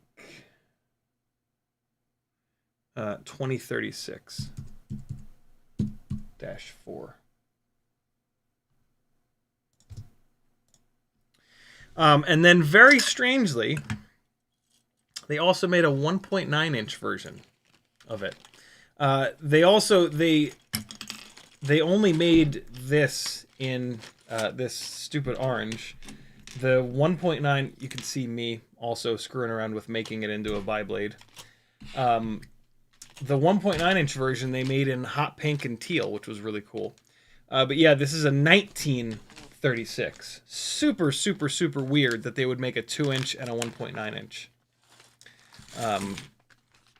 Curious if it's if it's substantially lighter. 1, 2, 3, 4, 5, 6, 7, and 8. Again, very out of balance, very weak.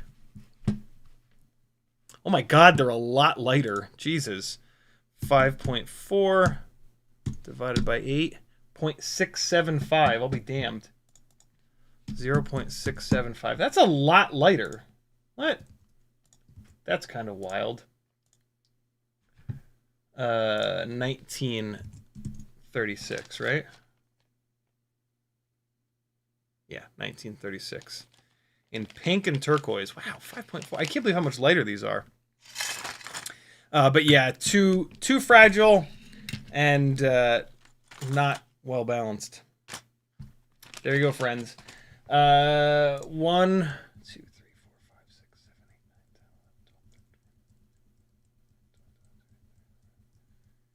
9, 10, 27 different 2-inch props. What 2-inch props do you know of that I didn't just test? There is a pretty decent chance that there are a couple of 2-inch props that I did not just test, because I've not had 2-inch. I've not really done the 2-inch build thing in many years. When it comes to like 3-inch props, I have all of them. Period. Because 3-inch builds have been. I've had lots of them over the years. 2.5-inch props, I think I have all of them. 2-inch props, there is a chance that I missed a couple. If you know of one that I missed, put it in a comment, and I'll see if I can find it, because it's cool having a massive bag of pretty much all the 2-inch props from the history of FPV. And you never know, like, there could be a very specific build that, like, benefits from the rocket prop, you know, you never know. And, like, with the filtering getting better, like I said a minute ago, maybe these rocket props will work. It wouldn't work with a build that's got, like, an HD camera. It's gonna have all kinds of jello and shit, right? But, like, you know, never know. What's up, cats? How are you? Yavi says, what's the biggest prop a Happy Model 1102 can spin? It's not about the size, it's how you use it.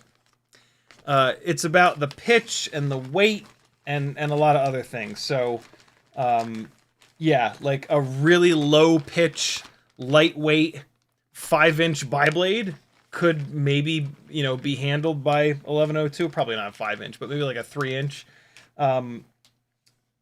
Versus like a really, yeah, a really heavy 1.2-inch quad blade. Maybe an 1102 would barely be able to handle that. So yeah, that's a tough one.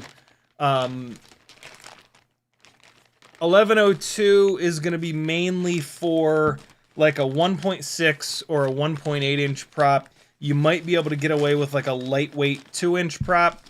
But yeah, 1102 is mainly going to be best suited on a 1.6 or a 1.8. And then, you know, it also depends on the KV. A really high KV 1102 versus a very low KV 1102 will be very different. And so, yeah, there's more to it than meets the eye, just like the Transformers. There could be a couple of the old school HQ props that I don't have in here because of the stupid hub design. HQ used to... That's what that looks like. HQ used this hub design where it went up and over and it wasn't open on top. And when you would drill it out, it would never drill out perfectly straight, and then the prop would wobble. And so there's a bunch of these older HQ props that I just, like, didn't bother getting, or I got them and then threw them away because they were such trash. And so, yeah, I don't know.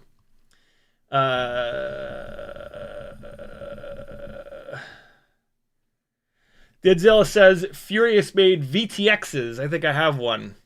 It was the FuriousFPV's big product was their VRX, their receiver. The FuriousFPV receiver was one of the first diversity receivers that was like really decent. And so that was their one product that like carried them for a while. Let's see if it's still on the internet somewhere.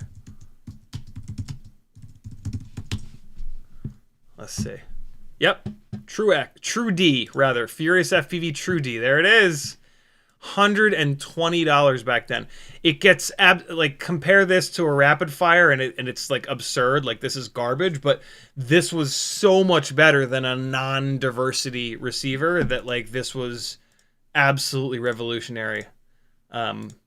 For a bunch of years, man, like this was the best that we had other than a ground station for many years. Let's see when this came out. Oh, 2019, yo. Oh my God. Yeah. 2019. Damn, dude. That clear cover. There's the clear cover, and then there was like the red tinted cover. I never had one of these. I always wanted one of these, but they were so expensive that I never did it. FuriousFPV True D. Unbelievable. There's the FPV weight spreadsheet Patreon post for those of you that want to take a look at the actual spreadsheet. Nyafu says, do you like royal milk tea flavored chocolate? I think I would like that, yeah. Tea flavored stuff I'm kind of hit or miss with. Denzel says no, he doesn't like it. Send it to me. Kat says good. Finished 2 65mm builds for this weekend. Whooptopia time. Very cool. And then Denzel says yes, I meant VRX. Yeah, you got it, man. That's the one. Cool. There you guys go. A walk down FPV memory lane. Leave a comment with the 2-inch prop that I inevitably missed. Let me hold on real quick. Let me go on PyroDrone real fast and just search for. Look at their 2-inch props. That's a 2.2 inch. I don't have any of these because 2.2 inches is just kind of silly. There's those HQ quads. There's the 2015. There's the 2009s that you shouldn't get. There's the 2008s that you shouldn't get. There's a 2.9. I don't know why that's in with their 2-inch props. Avata props, who cares? 2.9.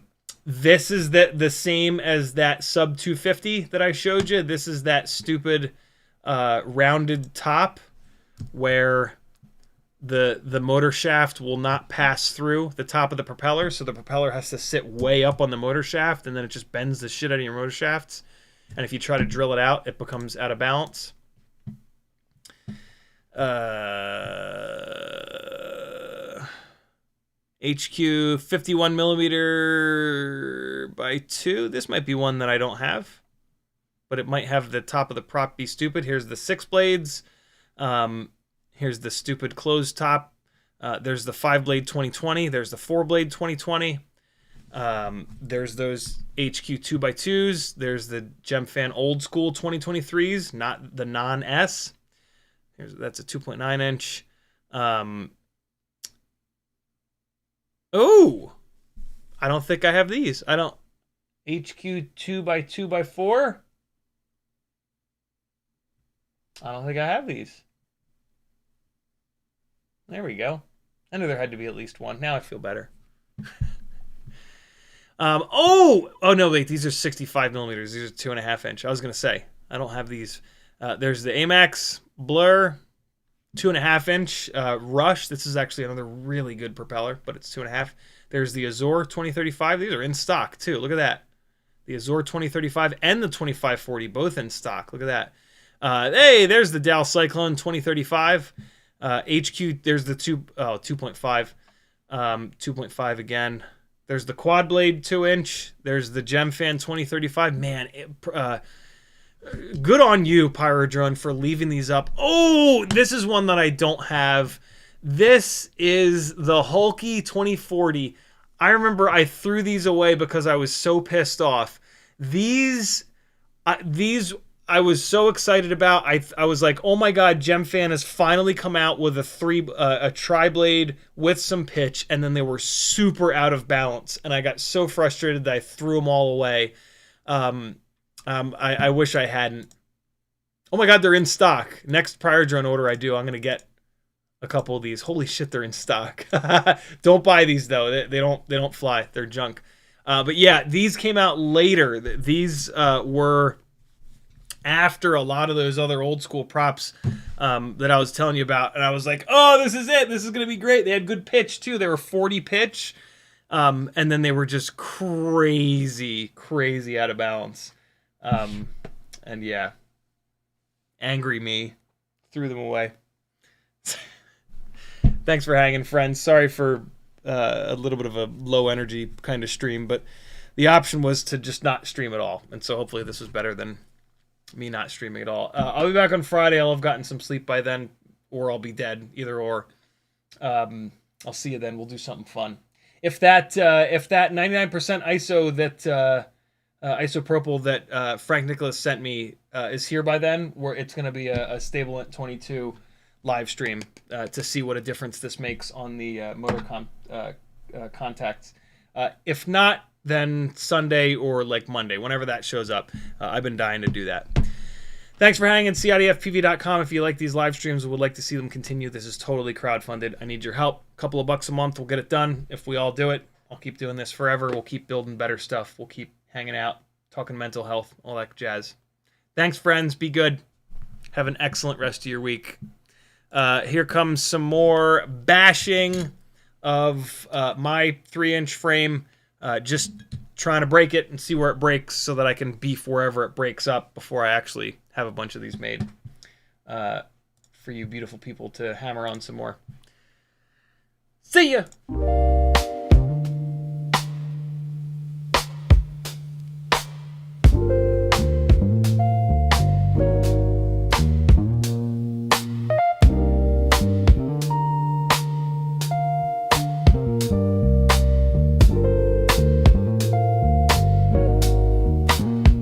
Yeah.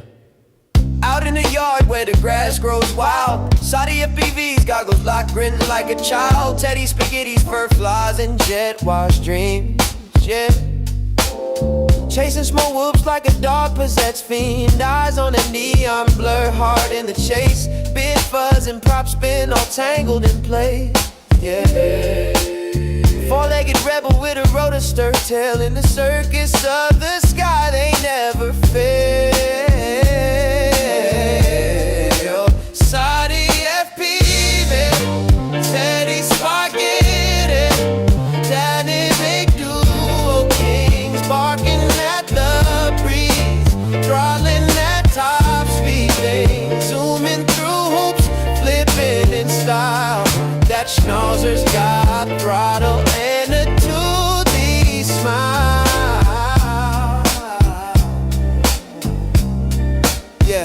Yeah. Shotty's on sticks, Teddy's on paws. Side by side, legends breaking all the laws. Through the kitchen, over couch scale terrain. Backyard mayhem in their flight domain. No ground too sacred, no loop too tight. Fuzz, fuel, fury ignites the night. When pilot and pup lock eyes on the prize, every whoop they conquer is a fresh cut surprise. Yeah. Yo, Shotty behind the sticks, Teddy's leading the pack. Prop guard missiles unleashed, never looking back. No leash, no map, just freestyle Mike. They on the dog drone streets every day and night. Said whoops, hitting low, gotta nail the dive. Teddy push throttle up, feel the beast come alive. I see the neon arc, got the sticks locked in, Teddy. Yeah, let's rip this loop, ride the roar of the wind, Teddy. Yep. Yeah, CiottiFPV, Teddy Spaghetti, diamond and duo kings, barking at the breeze, throttling at top speed, zooming through hoops, flipping in style. That schnauzer's got throttle and a toothy smile. Teddy Spaghetti.